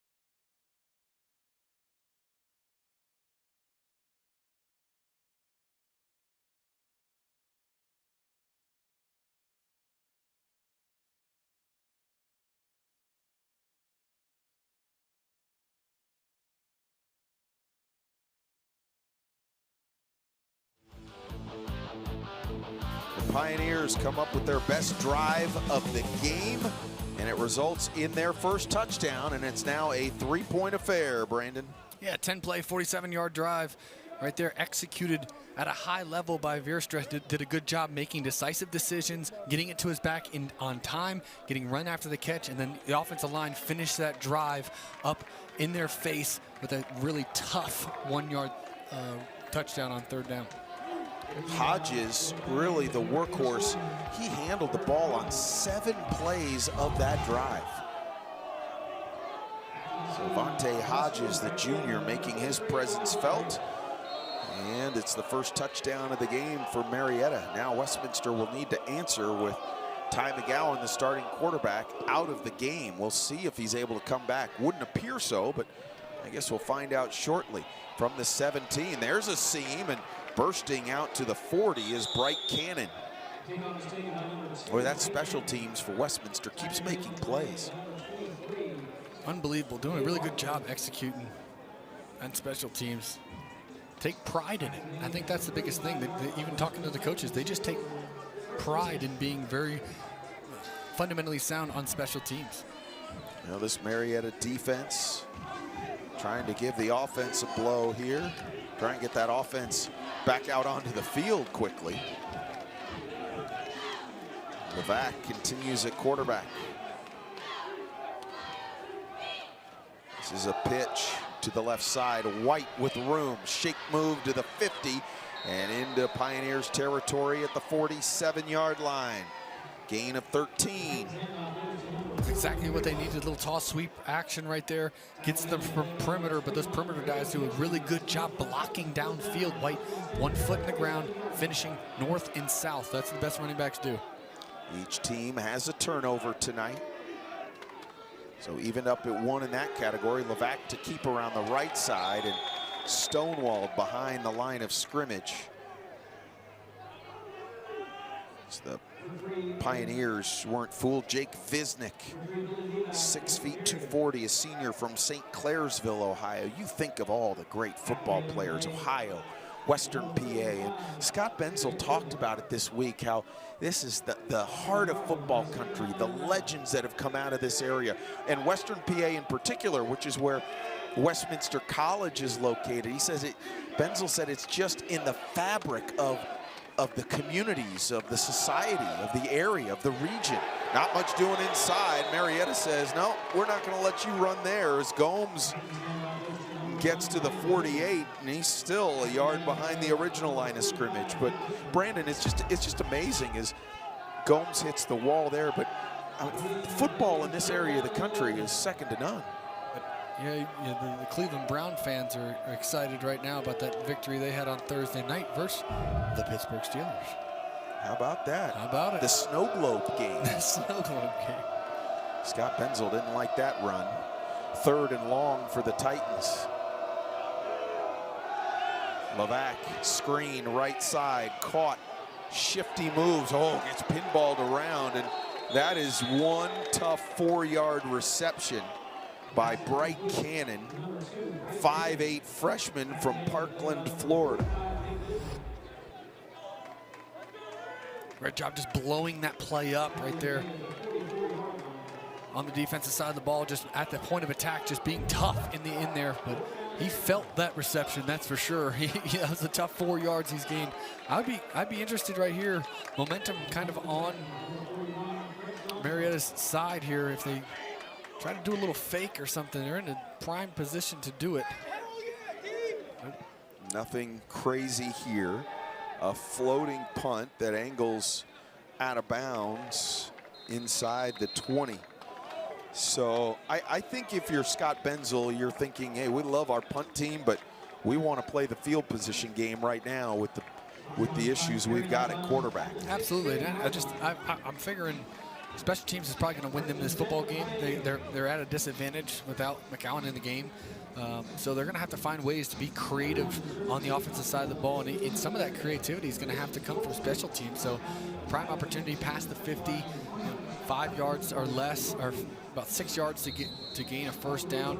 Trying to harness back that momentum on your time, and even more importantly, just burn this clock, because you have the lead right now. You don't want to get this Marietta offense rolling. From the 16, Snyder in motion. Play action to him, and Veerstra will rumble up the middle and get it to the 23-yard line. In on the stop, a host of defenders, including Wes Donner, the defensive lineman. This is actually a repeat call from the first play of the football game. We ran a jet sweep, same action. Only difference is Wierster gave it to his jet sweep receiver. This one he keeps, makes a really good decision, getting us 7 yards on first down. Good example there of what you're talking about. One play can set up a different play. Correct. Later in the game. And I think that's the schematics of football that make it so good. I think the good teams are able to make play action and run look exactly the same. Wierster down the sideline. Melchiori can't bring it in, but there's a flag down at the 36-yard line. I think we're going to get a defensive penalty here.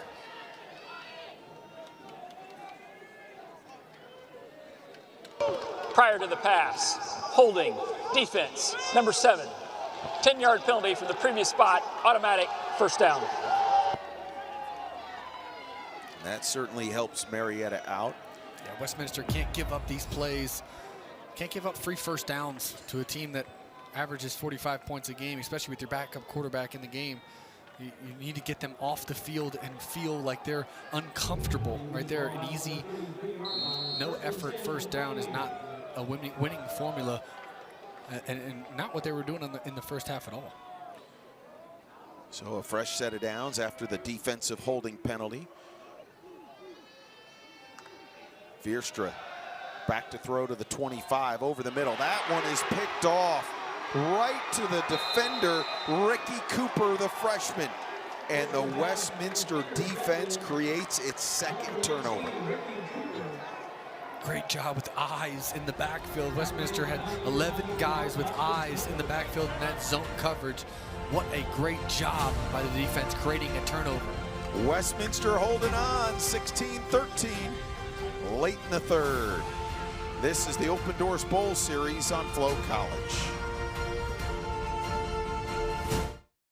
In Canton, your ultimate holiday shopping destination. Explore Hartville's 200-acre Winter Wonderland. Enjoy the holiday extravaganza Winter Wonder Fest starting November 22nd. Plus, experience the charm of our holiday market at Oakwood Square. And don't miss the elegant marketplace at Gervasi Vineyard. There are gifts and holiday cheer at every corner. From local artisans to the Pro Football Hall of Fame, Canton has something for everyone. Plan your holiday shopping escape today. Go to visitcanton.com to learn more.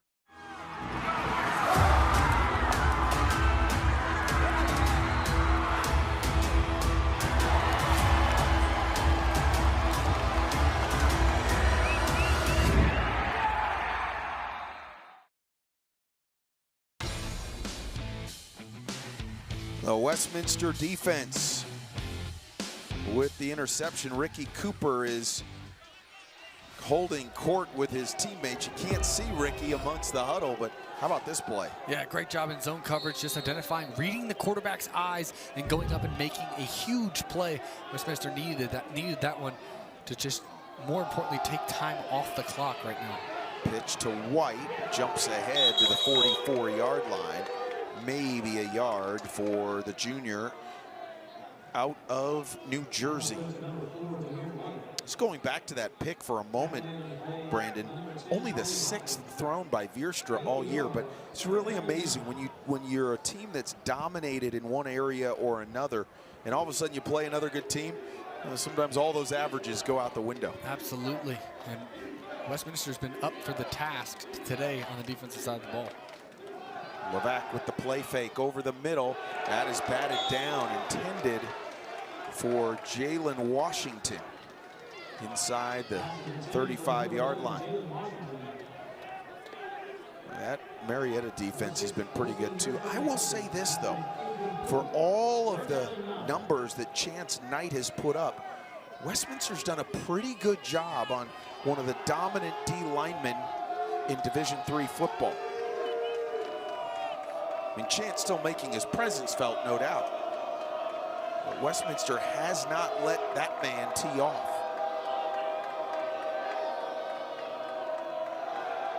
Levac on third down.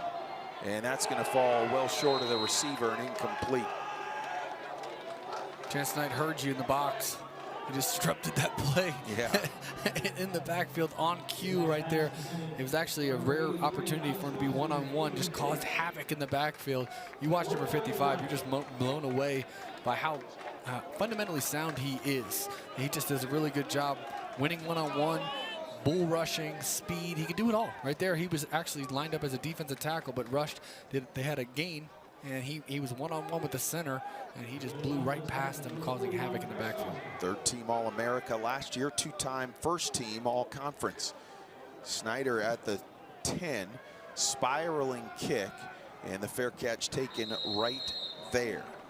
So a punt of 35 yards and no return. A good finish shaping up under the lights at Tom Benson Hall of Fame Stadium. 3:44 to go in the third, and the Titans clinging to that 3-point lead. A blocked punt return touchdown and a Ryan Gomes touchdown run in the first quarter. The Titans only have 3 points since the first quarter. But that defense has been splendid. Marietta starting at its 10.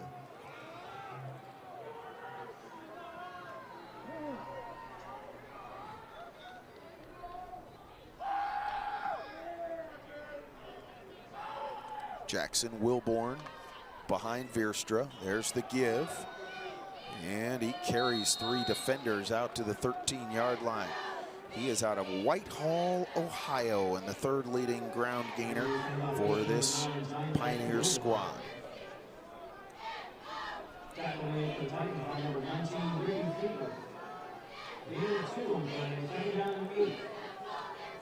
This is a drive that Marietta wants to make some hay. I mean, you think as much trouble as they've had offensively, they're only down 3 points. Again, play fake. Pass tipped and nearly intercepted. Bryce Butler almost had another.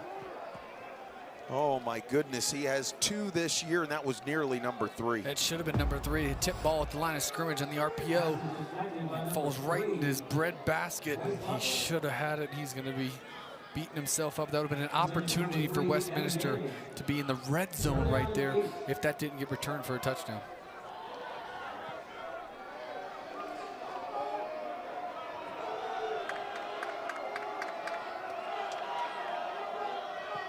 So now Veerstra on third down, back inside the 5. Got a man underneath Snyder. Shake move, gets by 1, gets by 2, and has a first down at the 23-yard line. Oh, dandy move by Snyder to move the sticks. Great job right there by Veerstra, just going through his progression. His first read wasn't there. Sometimes young quarterbacks just take what the defense gives you. He put the juke moves all over the place. He juked me out. I didn't even know he had the ball.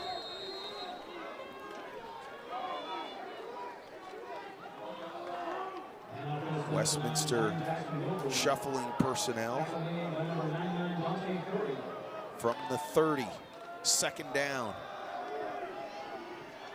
Staying on his feet nicely, still trying to push forward. Jackson Wilborn out to the 35-yard line and another first down. Love the tempo here by Marietta, changing it up a little bit, getting in and out of the huddle a little bit faster. I say huddle with quotation marks because nobody huddles anymore in college football, but they're getting to the line with purpose. I love that. From the 35, Veerstra looks right, now looks down the middle, now dancing away and batted down. He wanted Snyder. Defended by Kevin Wright, who gets the breakup, his 7th to lead the club. Another example of Veerstra just leaving that pocket before he needs to leave it right there, just causing bad timing on the outside. I think if he throws this thing in rhythm, he's got a chance for a completion, but instead, because he's moving around in that pocket so much, really not needing to, and he can just set his feet. Again, we talked about it earlier. His feet will tell him if he's going to be accurate with the throw. His feet were all over the place over there. Now that ball sailed on him a little bit. How much is that teachable? It is. But you have to rep it. I mean, it has to be echoed day in and day out that your feet dictate where you're going to throw the football. Morris can't find a thing around the right side. 3rd and long. So now Marietta stalling a little bit. This drive 7 plays old, starting back at the 44 or the 10-yard line with 3:44 left. We're now ticking down to a minute left in the third. Can't get Westminster an extra possession here. Got to end this drive with a kick. Got to find a way to get a completion, go through read, check down is okay, your friend. Don't force that ball in there. Veerstra under pressure. He's got Snyder, and he's shoved out of bounds, shy of the first down. Kevin Wright was there, or Morris. I may have said Snyder. It was Morris making the catch. And they're 3 yards shy. I will say this, I'd be a little surprised if Marietta punted the football coming up on this next play, but apparently they're going to. The offense is coming off the field. Yeah, I think it's a good move, actually. I think, you know, we have an offense with backup quarterbacks in there at Westminster. Have confidence in your defense. Your defense is playing really well. Played the field position battle a little bit. You won it. Won the hidden yardage by being backed up and getting 2 first downs. So I think that's a successful drive, especially in a tight game late. Fair catch made at the 17-yard line. So the chess match continues. 42-yard punt and no return. And you called it right there, Brandon. And it really points to patience. When you're in a defensive struggle, low-scoring game, field position, opportunities, still plenty of football left. It was the right call, but I was still a little surprised given how good this Marietta offense can be. Absolutely, and I think that, you know, there's a lot of factors that played into that decision, but I also like what you said. You can't force big plays to happen. You got to let them happen. Levac on first down. He's got a man out on the left side. That's Jalen Washington, who gets positive yards. Number 11, Jalen Washington. Good confident building throw right there. Easy read, off and soft coverage, a little quick out route, good accurate throw. That's a good, that'll be pay dividends for them later on in this drive when they're trying to convert a third down, say, as they move past the 50-yard line. Well, Ty McGowan, the starting quarterback, banged up coming in, left the game in the first half, and Levac has taken over. And up the middle, Gomes surges out across the 25. And that's right at the stick.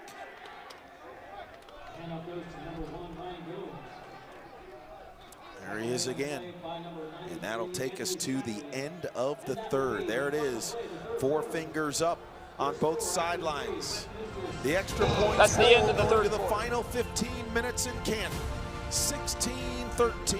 Titans lead the Pioneers on Flo College.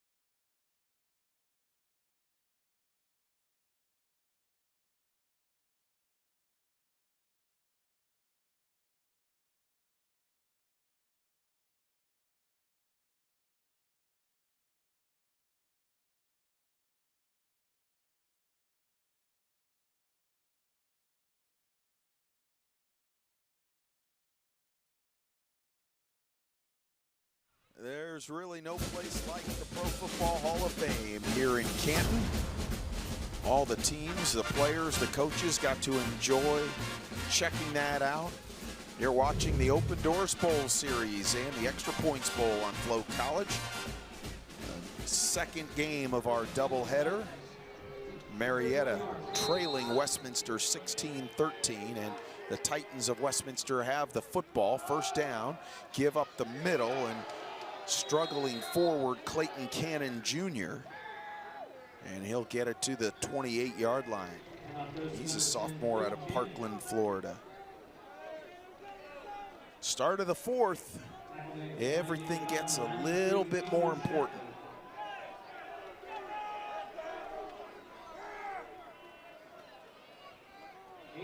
See if Billy Levac can put together a drive for the Titans. They need one. They've led by as many as 10 on 2 different occasions, 13-3 and 16-6.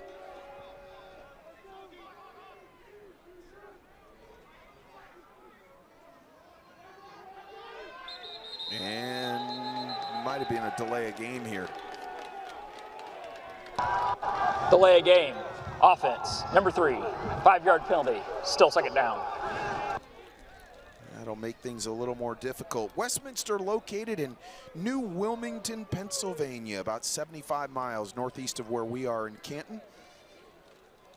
Enrollment of nearly 1,500 students. Joined the President's Athletic Conference back in 2000.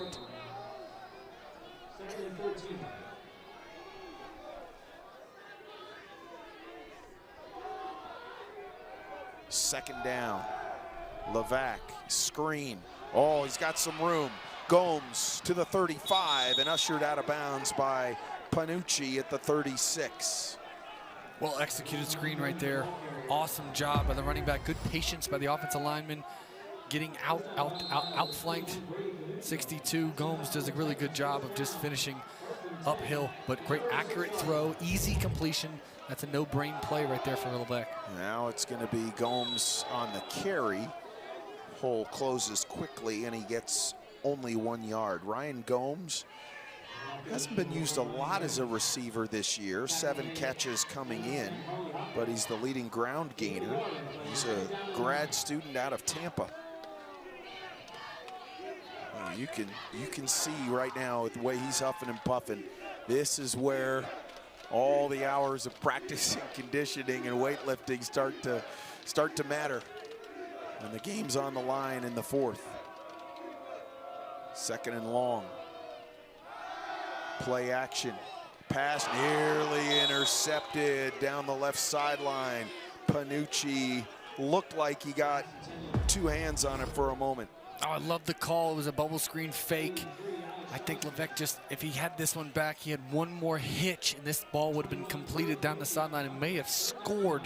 I think the inaccurate throw, and he was just a little too excited. I think he thought that I can see the big play happening, and he just kind of rushed the throw right there. Just got to get a little bit of air on there, let your receiver run underneath it, but great call. I love the aggressive call on second and long. Defense of the Pioneers looks to stiffen. Levac over the middle, misfired on that pass to Washington, and it brings up 4th and long and another punting situation. But that pass never happened, did it, Brandon? No, it didn't have a chance. His release was just a little bit low on there. Looked like he just kind of he aimed that ball rather than throw it through the receiver's chest. He had the right call, man coverage all the way, 2-man, had the crossing route wide open. I think that has a chance to be a first down. Just aimed that thing, didn't get it out. So another punt for Craig Sonson Jr. And this is going to bounce at the 36, taken, and then Snyder hits the deck at the 28-yard line. 35-yard punt, and Scott Benzel trying to get his Titans across the finish line with a W tonight, and Andy Waddle, the head coach of Marietta, trying to do the same for his guys. 13 minutes to go. Just can't have any big plays. Make them be patient on offense. Make them take the underneath throws, the 3 or 4 yard rushes. Just can't have explosive plays when I stay in this game. Veerstra, half rollout, fires to the sideline. Good breakup. Oh, what a play defensively for Westminster. Bryce Butler continues to shine in the secondary. Great job by Butler, just driving on the football. He read that thing like a script. He looked at the sideline like he was signal stealing. He knew exactly what play was going to be ran at his side, and a great pass breakup right there by him. Evan Gandy was the intended receiver. This Marietta offense has been held in check, and if you're a Westminster fan, you sort of say that with kind of peeking through your fingers there with your hand over your eyes, because that's how powerful this offense is. Hodges, left side, has a little room and dives to the 35 or so. Defender out there was Kevin Wright, who's had a solid night in the secondary. Big third down here, 3rd and 1 situation. I expect man coverage from Westminster. Got to understand that if they do play man coverage, that's great. That's a check mark off the box there. But if they don't, where are my options? Where are my safe routes, my running back? What are we going to do? Be careful here. Last time they ran this formation, they ran the wheel route down the sideline. Looks like he just checked out of the play, knowing that cover 0 is coming right at him. Protection holds up over the middle, too far, and tipped and intercepted. Intercepted at the 46-yard line. Wow. Second of the game for the Titans D. Played a modified coverage right there, modified 0, had no help over top. They were playing the sticks, anything under 7 yards or under, they were gonna jump it. What an unbelievable play right there. Looked like a little frustration going on right now by that young quarterback. He's just got to find some rhythm. I think he's just late on his throws right now. He's not identifying coverages right now, and his feet are just a little bit slow, and it's causing him to be inaccurate and indecisive where he's throwing the football. Eric Thurman wound up with the football for the Titans on 1st down. Gomes charges ahead inside the 45-yard line. Panucci there to greet him. I think the thing to think about here is, you know, Westminster just had a great drive. They picked up 2 first downs, but they more importantly wore out this defense. Now you have an offense that comes in from Marietta. It goes 3 and out real quick, go to 3 and a turnover on 3rd down, 2 plays and turnover. Now they're back on the field. Now you're expecting, especially with this way Westminster wants to play, they want to run the football. They want to get in your face. So you know the identity here is you just got to pay attention to how much stamina they have left on that defensive side of the ball. Just one receiver in the pattern on 2nd down. Gomes pushing, and he'll get progress to the 40 before blue shirts stack him up in a gain of a couple. So 3rd and very manageable here with just under 11.5 minutes to go. Connor Veerstra looking for answers along that Marietta sideline. Still time for the Pioneers. But now they have to, as Brandon was talking about, rely on that defense for a few moments. 15 on the play clock. Levac taking his time, as he should. They need 3 for a first.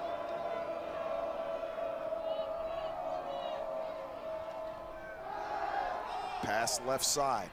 Caught by Washington, and that will be a 1st down at the 35-yard line. 5 yards, and it's enough to keep the drive going. Ball just take a long time. That's a long throw right there to the field, throwing the outcut to the outside, but credit to him, made a play, got a play to his receiver on a big 3rd down. Big conversion there for Westminster. Boy, Levac really doing a nice job. Now ticking inside of 10:15 to go from the 35. Delay give. Oh, Gomes dropped the ball, and he's right back on it, a yard behind the line of scrimmage. Oh, danger time there for the Titans. That's what you can't do. You cannot give this ball away.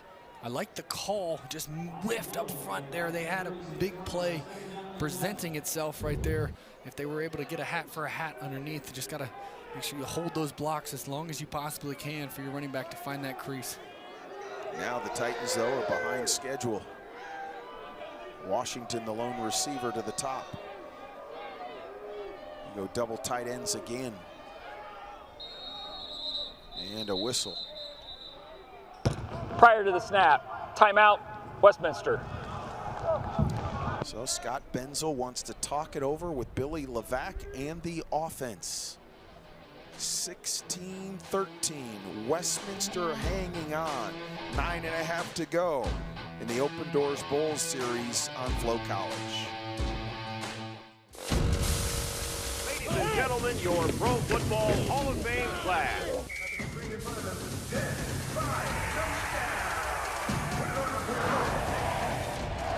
Congratulations, your Super Bowl champion. With the first pick in the draft. In season, off season, it's always football season. At Marietta College, we believe if something is worth doing, you should do it with every ounce of your being. Our students are pioneers and they're committed to getting the most out of their college experience. They seek experiences beyond their classes or their major, and we have more than 50. A Marietta College student wants to write and direct a campus play, score the game-winning basket, and complete a serious research project with their professor. We know Marietta College isn't for everyone, but it might be the perfect fit for you. Learn more today at marietta.edu. What do I like about Westminster College?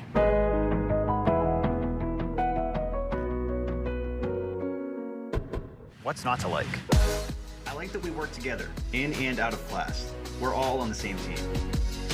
I like that we actually do the things we learn. We get real experience for the real world. I like the support we get from faculty. They're not just professors, they're mentors. I like that I'm a part of something real.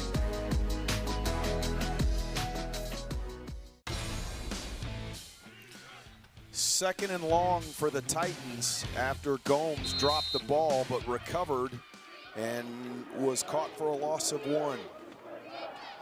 Motion man is Cannon. Pressure from the backside. Somehow Levac escapes and he's got a lot of room. Chased by Hopkins, out of bounds, tripped up by Harley at the 19-yard line and a gain of 17. What an individual performance right there. Effort, pure effort right here. Right tackle gets beat off the line of scrimmage. Levac says, I do it myself. I'll pick this up. Great job, great effort by him picking it up the first down when they needed it. They were behind the sticks and they needed it. They absolutely did. Boy, Levac somehow was a magician getting out of trouble. And the sticks move again. Gomes down to the 16-yard line. Boy, this drive is turning into a good one. That was play number 6, starting back at the Marietta 28-yard line. And to this point, it's taken almost 4 minutes. Not quite, but getting there. Exactly what the doctor ordered. They want to take time off the clock. They want to convert at a high rate. They've done a really good job executing on this drive. They'll stack a couple receivers tight left. Gomes with the pitch. Back to the inside and pushed on his back at the 13-yard line and gains 3. For Marietta, they got to get off the field here on third down. Got to find a way to stiffen up here in the red zone, get off the field, make this still a one-possession football game. They get 7, down 2 scores late. That's going to be tough sledding for an offense that's been sputtering a little bit. So going to have to find a way to get off the field on third down, mix up the coverage, try to find a negative play, make this kick tough on them on the Westminster side. Levac ready with Gomes next to him.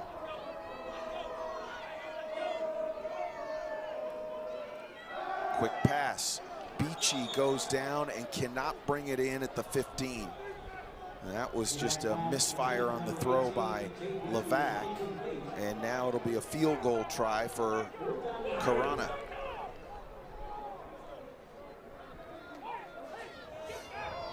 Karana hit from 33 back in the second quarter.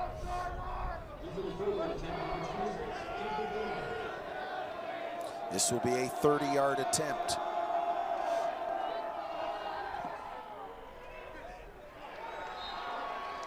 And he got it. 19-13, 30-yard field goal for Andrew Karana. That's big. It doesn't quite make it 7, but it forces Marietta now to score a touchdown. Which they haven't done much in this game. They have 1 touchdown in this game, so they're gonna have to do something they haven't done all year. So I'm excited to see what this offense can do, and if they can find some rhythm. But that's a clutch kick. You can see excitement on the sideline. That's a clutch drive as well. Really was. 8 plays, 9 plays, 34 yards. Didn't quite take 5 minutes, but it was pushing 5, and now it's on that man's shoulders. Connor Veerstra with an opportunity for some late heroics for the Pioneers. Just past the halfway mark of this 4th quarter. The first game today in the Forever Lawn Bowl came down to a last-second field goal, and Hanover beat Wabash 13-10.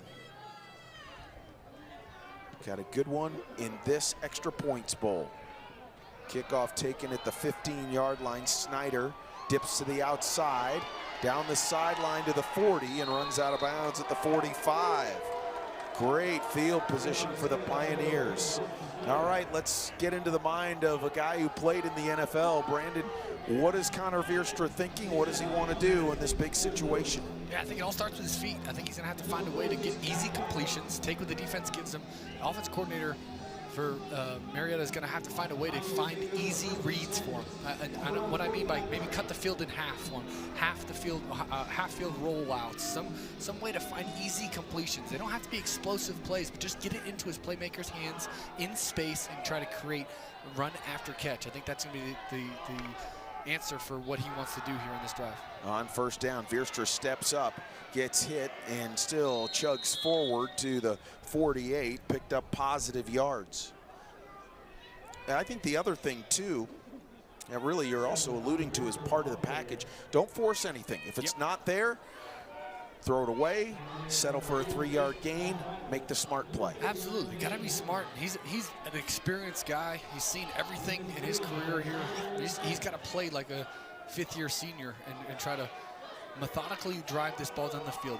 You don't have to get 6 points in one play. You can move it down the field, take some time off the clock, but I think completions are the #1 thing. You just got to find them. Motion man coming across, Veerstra scrambling for all he's worth, reverses field. He's got a blocker out there, gets to midfield and just wrestles himself down to the 48 of Westminster, and again he made something out of nothing and he picked up 4. High IQ play right there by Veerstra. He saw it on the back of it, on his outside of his left peripheral vision right there, that they had way too many guys that he couldn't block. So he knew he had to evade. That play was not supposed to go right, or a full rollout right, but he knew from the feel he had that he was going to have to make a play with his feet. He's done a good job making 2 very smart decisions to start this drive. Well, he needs a productive play here, no doubt, in 4-down territory. Down by 6. Give up the middle, and that's not going to get the first down. Boy, Westminster has been so tough. That time they bottled up Morris, but on those 3rd and 4th and shorts, the run game just has not been available for Marietta. It really hasn't. I think they got to do a better job of getting him out on the edge. I think you got to find a high-low read on the edge. Inside guys break out, outside guys break in. Just something to cause some easy completion for him right now. Everything is so earned in this game. 4th down. Marietta has to have it. Now Veerstra will look back to the sideline. We'll shift Morris. Morris up the middle, not going to happen. Oh my goodness, that Westminster defense has done it again. I mean, there has been nothing available in the run game on 3rd and 4th and short.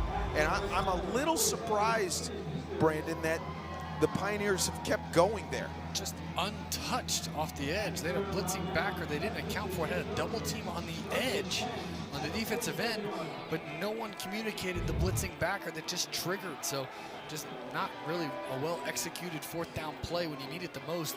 Sometimes in those situations, you got to focus just a little bit more. Offensive line didn't pass that one off. I don't know if someone didn't get the check or what happened there, but you can't have untouched backers in 4th and short situations. So Westminster back on offense, 6-point lead. Marietta has 3 timeouts. Gomes spinning into Pioneers territory. Gain 6.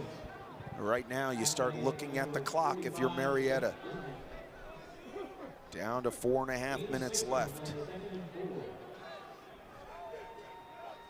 It has been close throughout. Westminster jumped up with a blocked punt return of 11 yards. Touchdown after the first series of the game for Marietta. And since then, the Titans have been able to keep the Pioneers at arm's length. Gomes stood up and thrown backwards by Hopkins and company. Knight was there as well. That's a tough way to make a living for Mr. Gomes. Running into 10 and 55.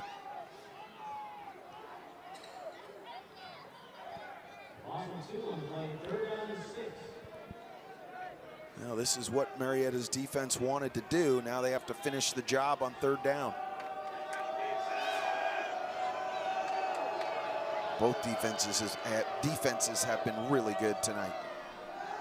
Pass left side, that is caught. Ducking inside and nothing doing.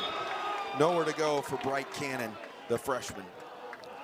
And guess who's there? Mr. Hopkins. Well, here we go, Mike.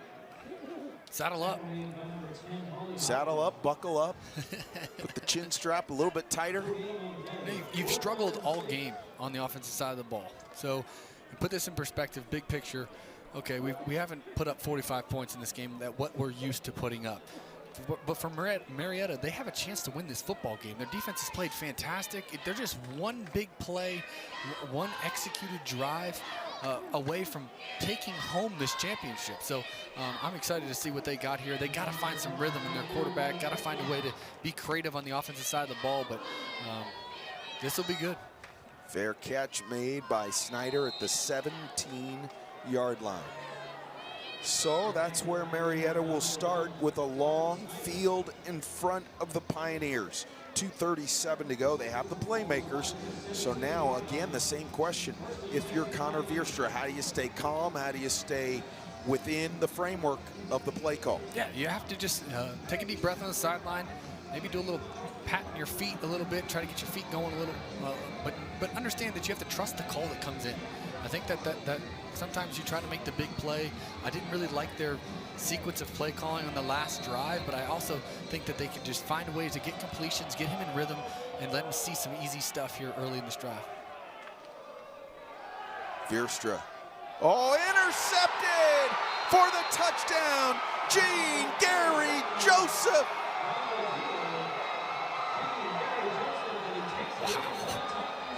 Third pick for the Titans defense, who have played brilliant.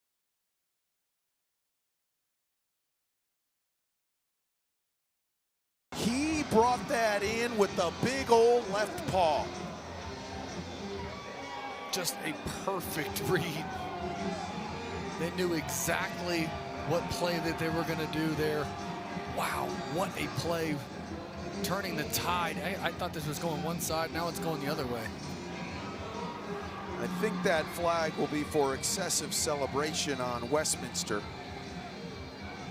Oh my goodness, Gene Gary Joseph with a spectacular read and play.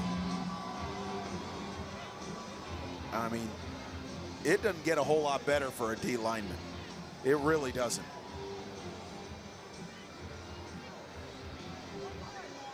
After the play was over, unsportsmanlike conduct, 54, his first. Unsportsmanlike conduct, 3, his first. Both 15-yard penalties were separate acts and would be enforced on the kickoff. 25-13 Westminster, 2:32 to go. Call it 13 yards on the pick. Man, oh man. 2:32 left. And now they'll try for 2 to make it a full 14-point advantage.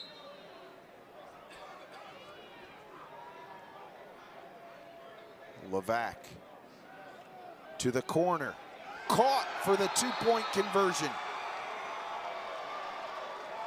Tate Beachy, 27-13. That's not what you want to see if you're a head coach.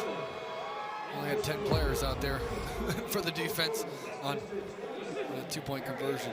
But what a great play right there. Oh my gosh, unbelievable effort. He saw it right out of the gate. One-handed snag to seal a victory.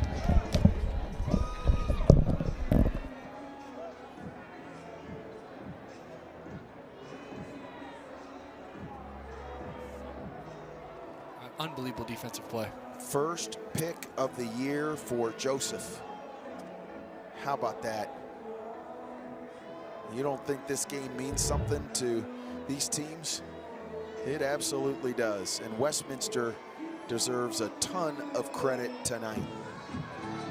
The Titans up 27-13, losing their starting quarterback, Ty McGowan, in the first half, and led by a rough and tumble defense, which has held Marietta to 13 points, 30 points below its per game average in 2024. How about that? Unbelievable effort, top down. Again, the offensive coordinator, defensive coordinator, they all deserve credit. The head football coach, of course, but they were really prepared for this offensive attack that Marietta was putting on display. So I'm excited to see, you know, the reactions. I think that's the number one thing that you can tell that they've worked hard this week in preparation, especially on the defensive side of the ball, but also credit to those coaching staff for having their backup quarterback ready to play this football game. That's that's easier said than done, especially when a guy all week says he can go, and in the middle of the second quarter, he gets hurt and you have to change your entire game plan for that backup. Here's Snyder with the two 15-yard penalties, forcing Westminster to kick it from deep in the Titans' end.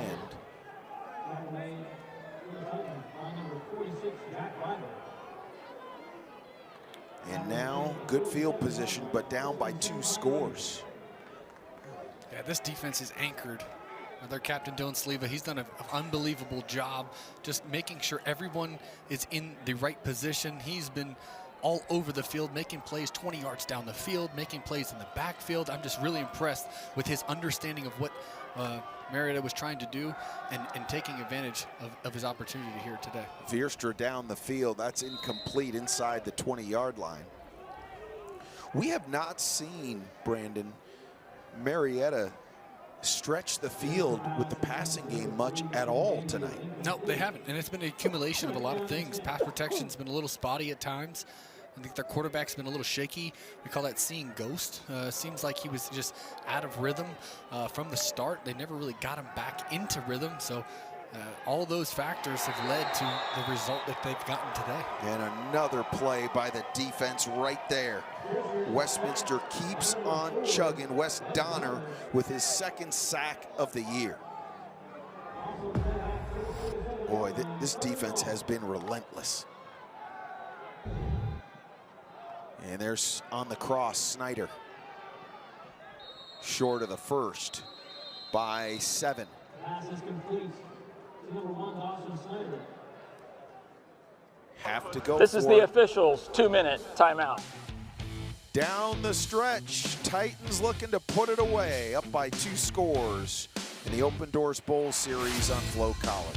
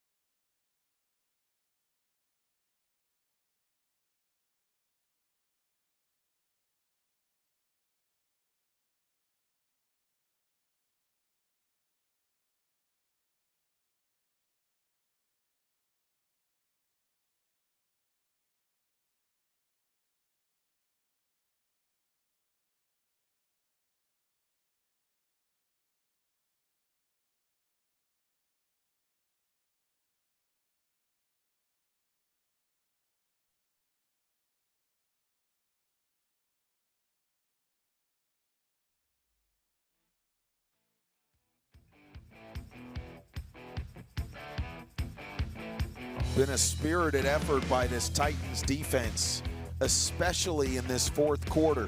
27-13 Westminster looking to bring home an extra points trophy to New Wilmington, Pennsylvania. Connor Vierstra, quarterback from Marietta, looking to pull a rabbit out of a hat in the final minute 55. And he's got to convert on this 4th down and 7.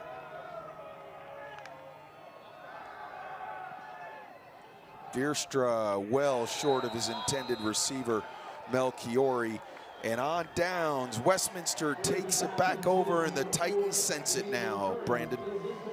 Yeah, all credit goes to this defense. Coaching staff done a good job getting them prepared for this football game, but really excited. Sideline over there, they've done a just really good job just executing and playing the game one play at a time. I think that takes it's easy to echo, but it's hard to do. Really just impressed with how good they were in their gap scheme on defense. On the offensive side of the ball, I think late in this game, this offensive line took over this game when early on Marietta's defensive line was just dominating. So a lot of things to like about the film when they watch it tomorrow. Second back through, Gomes, a little bit of a crease. 5 quick yards, but it's all about the clock now. Timeout, Marietta, their first. Marietta desperately trying to create a turnover. 27-13. What a day of football in Canton, Ohio on Flo College. The first game went right down to the final seconds.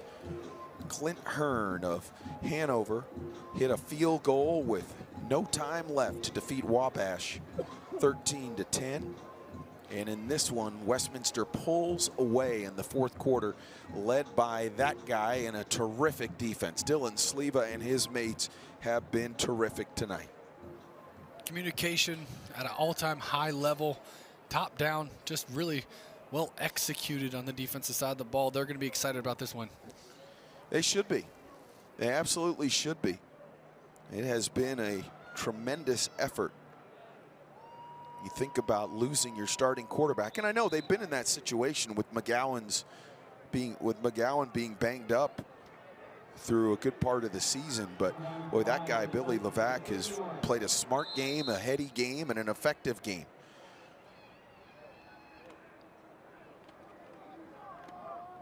Gomes again.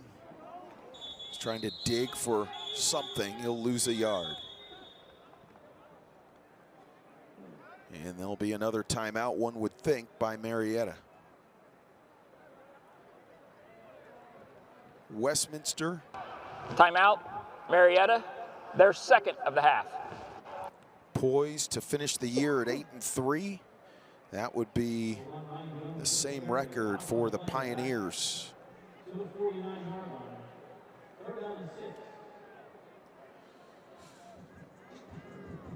One more timeout on the board for Marietta. What a year it's been in football here on Flo College, and basketball is up next. Flo College has you covered for all your early season basketball tournament action. We've got the Cayman Islands Classic, the Battle for Atlantis, how about the Cancun Challenge, also the Emerald Coast Classic, all to be seen right here on Flo College through November 30th. College Hoops tips off on Flo College. Now, Scott Benzel, you sort of got the sense when we talked to him this week that he felt like it was going to take a Herculean effort to beat Marietta. Levac on the roll, Panucci trailing. Levac wisely stays in bounds, and he'll be hit down short of the first. And Marietta will spend that last time out, I would think. Timeout, Marietta, their third and final timeout.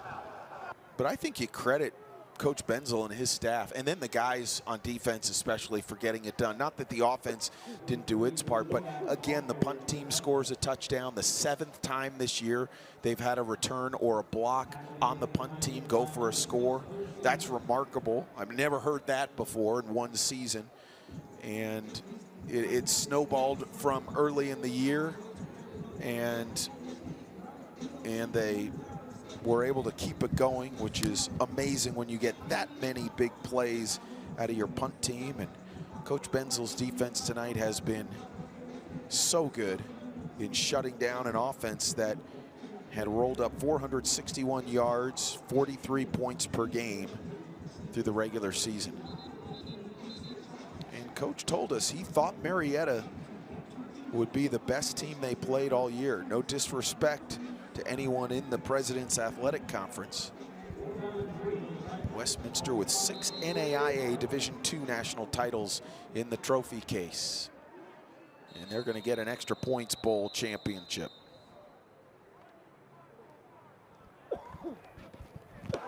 False start, offense, number 55. 5-yard penalty, remains 4th down.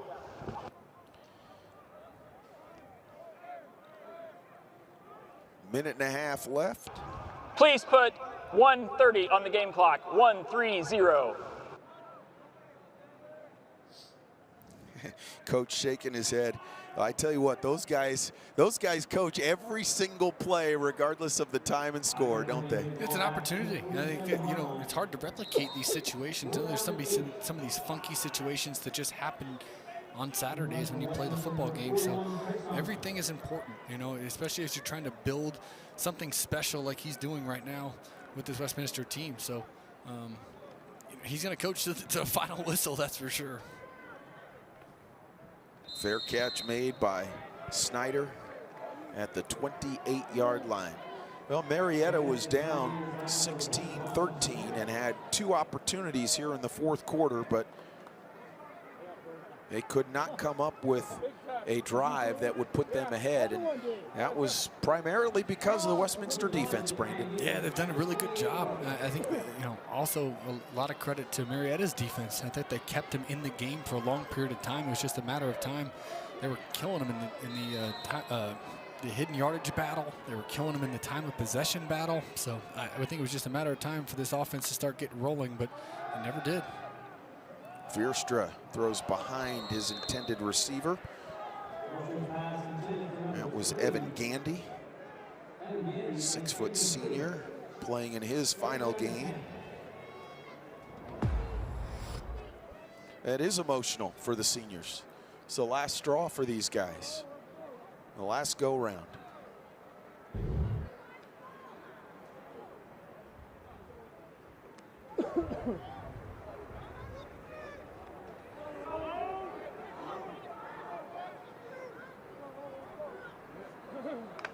Second and long.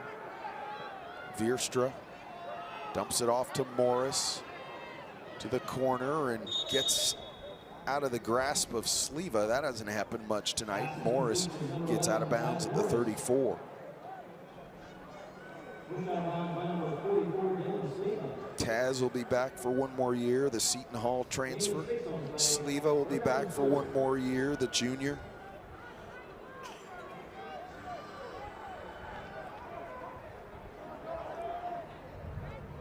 Third down. Over the middle, open receiver, 1st down yardage for Marietta. Gandy making the catch. Quickly to the line, the Pioneers. Quickly back to pass, Vierstra. Morris, one-handed grab, and he will get to the sideline, and he didn't go out of bounds. Hit down at the 44. That was surprising. I mean, it's a miracle shot, but a little surprised he didn't go out for sure. Vierstra again over to Morris. This time he will at the 45. He actually lost a yard.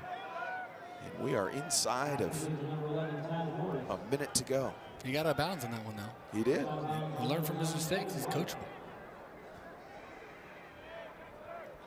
Yeah, tough night for Vierstra in the offense here. I think they just, you know, didn't really find a rhythm in this game. You know, I think he didn't take the easy ones and they presented itself.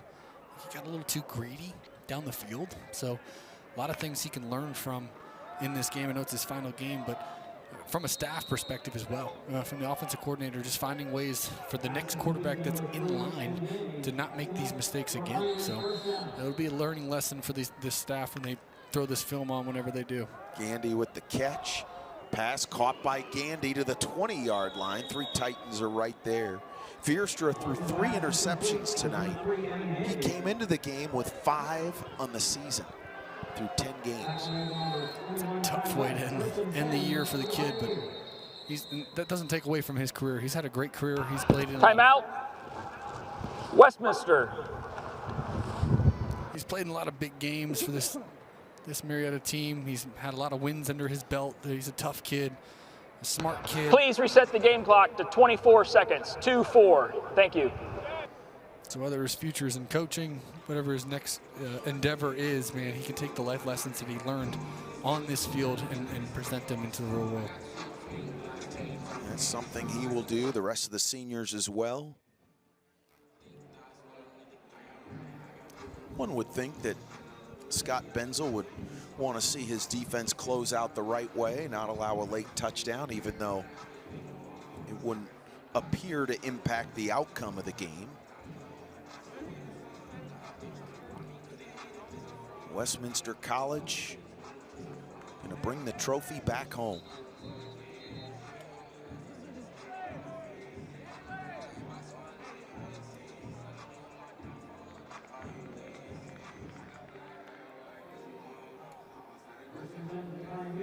At the 20-yard line.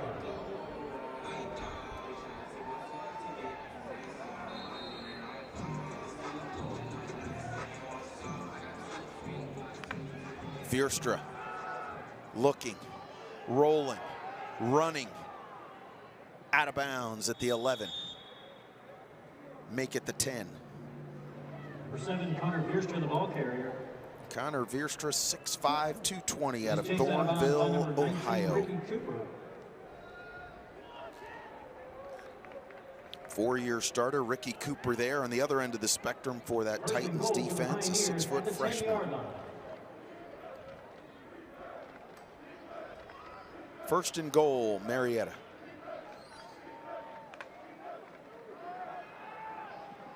Vierstra steps up, fires short. Had a man right at the goal line, and it was incomplete to Taz Morris. Pass intended for number 11, Taz Morris, is incomplete. Number 44, Dylan Sluga with the coverage. Second and goal from the 10. I hate to beat a dead horse, but it's his feet. You know, if his feet are set and he's able to set his feet to the throw when he's running around back there, he's got to find a way to square your feet to make accurate throws. He hasn't been able to do that today. He could have definitely used a little coaching on, setting his feet to throw, making an accurate throw every chance he can get. Vierstra fires to the near sideline. He's got Melchiori. It's half of the 10 yards he needed. There you go. There's another prime example. Play before, Vierstra's feet weren't set, inaccurate. Next play, feet are set, accurate football. It's his feet that dictate whether he's going to hit the receiver in stride or if it's going to be a ball that's going to be airmailed or in the dirt. Yeah, a couple plays left, one would think. Maybe.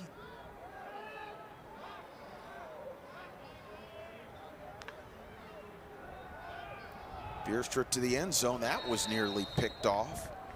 Lamont Austin, the freshman, was there on coverage.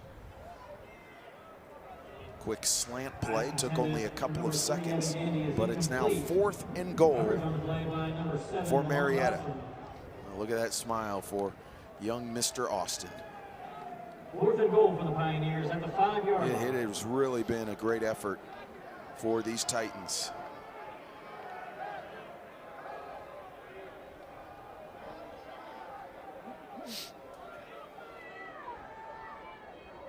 From the 5-yard line. Vierstra to the end zone, incomplete. He wanted Melchiori in the corner. Kevin right there defending. 3 seconds to go, and the Westminster Titans are going to win the Extra Points Bowl. And we get to see the best play in football. Victory formation. That's exactly right. And it will be a sweet one for the Titans. Had a chance at the pylon, but right flashed in front, making all the plays defensively. And they know it on that Westminster sideline. The knee goes down from Billy Levac, and this one is over. In 2024 in New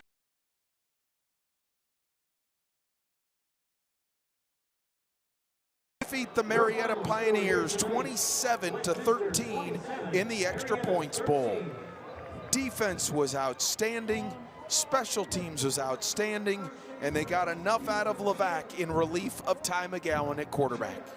Well-coached football team on the Westminster side, top down, take priority in special teams, in defense, and playing tough football and having their guys prepared to a T on this game. They did a really good job. On the opposite side, for me, Marietta, they got a lot of things to work on, but I think they really did a good job executing, especially on the defensive side of the ball early in this game, giving their offense a chance to win it. 27-13 as we get set for post-game coverage in Canton.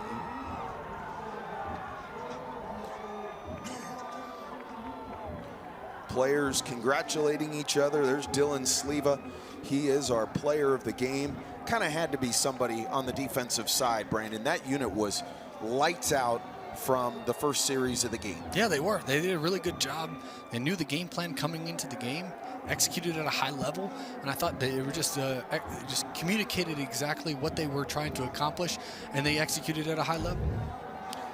New Wilmington, Pennsylvania is going to celebrate as the Westminster Titans defeat the Marietta Pioneers 27-13. We talked about the defense, but let's not underestimate what Levac did. He came in and the offense didn't miss a beat. Maybe not as productive as they wanted. They had to rely on other phases, but he was really good and really solid under center. You know, they controlled the line of scrimmage in this football game. I think that the battle that you talked about up front was won by Westminster. And I think that controlled the game. It enabled him to make easy reads, easy connections with his using his legs and using his arm. So really, really well coached football team. I was excited to see them come out with a victory, but also just executing at a high level, especially with a backup quarterback. This was a 16-13 Westminster lead after 3. And how about down the stretch in the fourth quarter? The defense came up with every big play.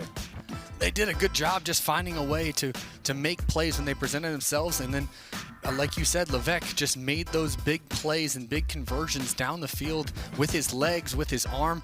Just really impressive game here by Westminster. That was a fourth down stop.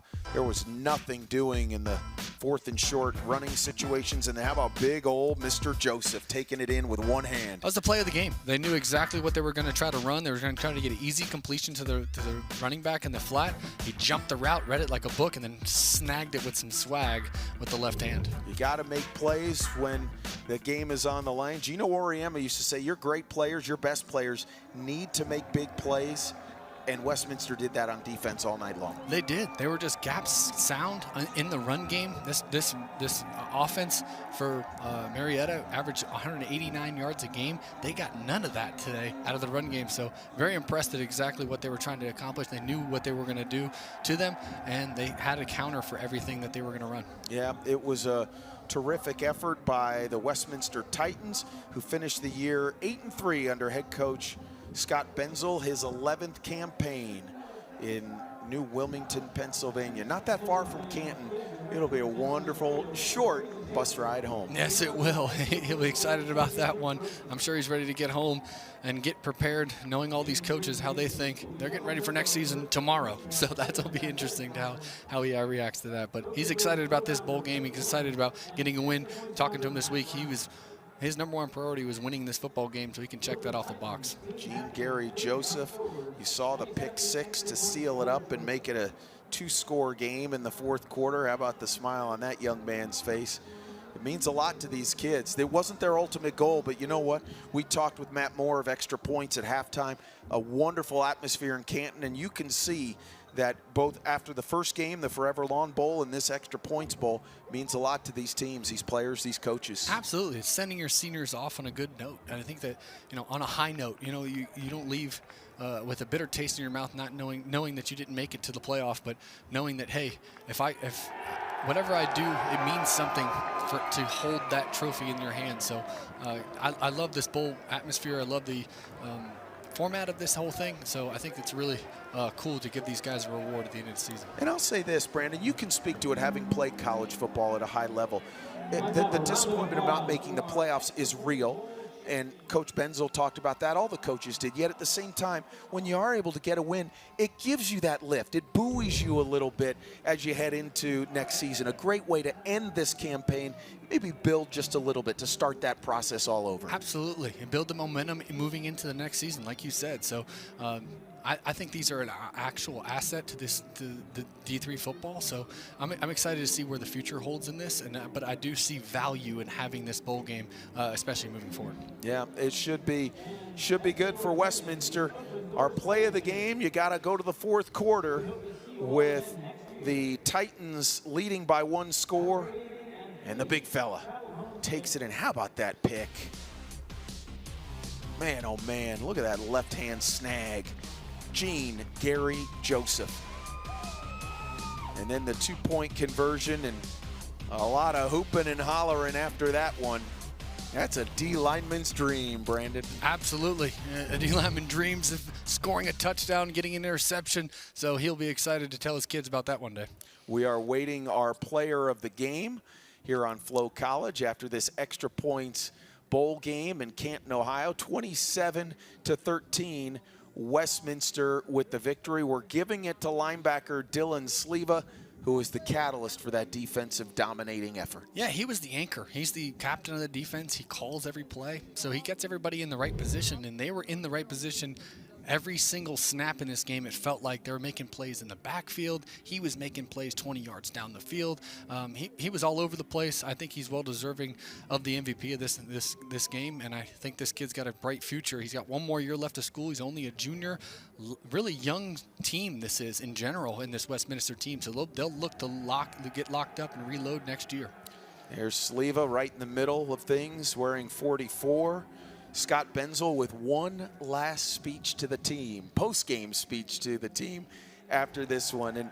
And you saw it, the smiles on the kids' faces as Coach was talking. Absolutely. You thought that the smiles was going to be raining down, but on the opposite end, it could be a totally different situation for the Marietta team. So he's going to be happy about getting that speech in, getting one last hoorah speech to get the guys fired up, and probably paying his respects to these seniors that have meant so much to this program over their 5-6 years. People forget that the COVID year happened, so these guys got an extra year. So some of these guys on the roster have been there 6+ years playing college football. So excited to see him get the victory today. He's an unbelievable coach. Did a really good job of just getting his team prepared for this game. He from the special teams, he reps every situation in practice. He talked about that. So a reward for him at the end of the season after not getting his ultimate goal, but winning this bowl game is huge. Well, the team picture for the Westminster Titans. We tried to get the interview with Dylan Sleva, but we want to let him celebrate with his teammates, no doubt about that. How about those Westminster Titans posing for pictures? And boy, Mr. Sleva was everywhere, big old 44. Yeah, he was in the backfield, down the field. He did an unbelievable job in blitz, causing havoc in the backfield, had a couple sacks, had a couple pass breakups, had a forced fumble, had a fumble recovery. I mean, what more can you ask for from a junior linebacker leading this defense and being the catalyst for a team that they were playing, averaging 44 points a game, holding them to 13 in a shutout in the second half. And we saw him cover receivers down the field as well, showing that versatility in pass coverage as well, and the ability. So our first game saw Hanover defeat Wabash 13-10 on a field goal with no time left. And in our nightcap, the Extra Points Bowl goes to Westminster by a count of 27-13. On behalf of the entire broadcast crew, led by Seamus Grady and Don Cardona, for my broadcast partner, Brandon Dowdy, I'm Mike Rice, bidding you a pleasant good night from Tom Benson Hall of Fame Stadium in Canton, Ohio. Couple of great games in the Open Doors Bowl Series. Hanover and Westminster take home the trophies in Division III football. Thanks for joining us for the Open Doors Bowl Series on Flo College.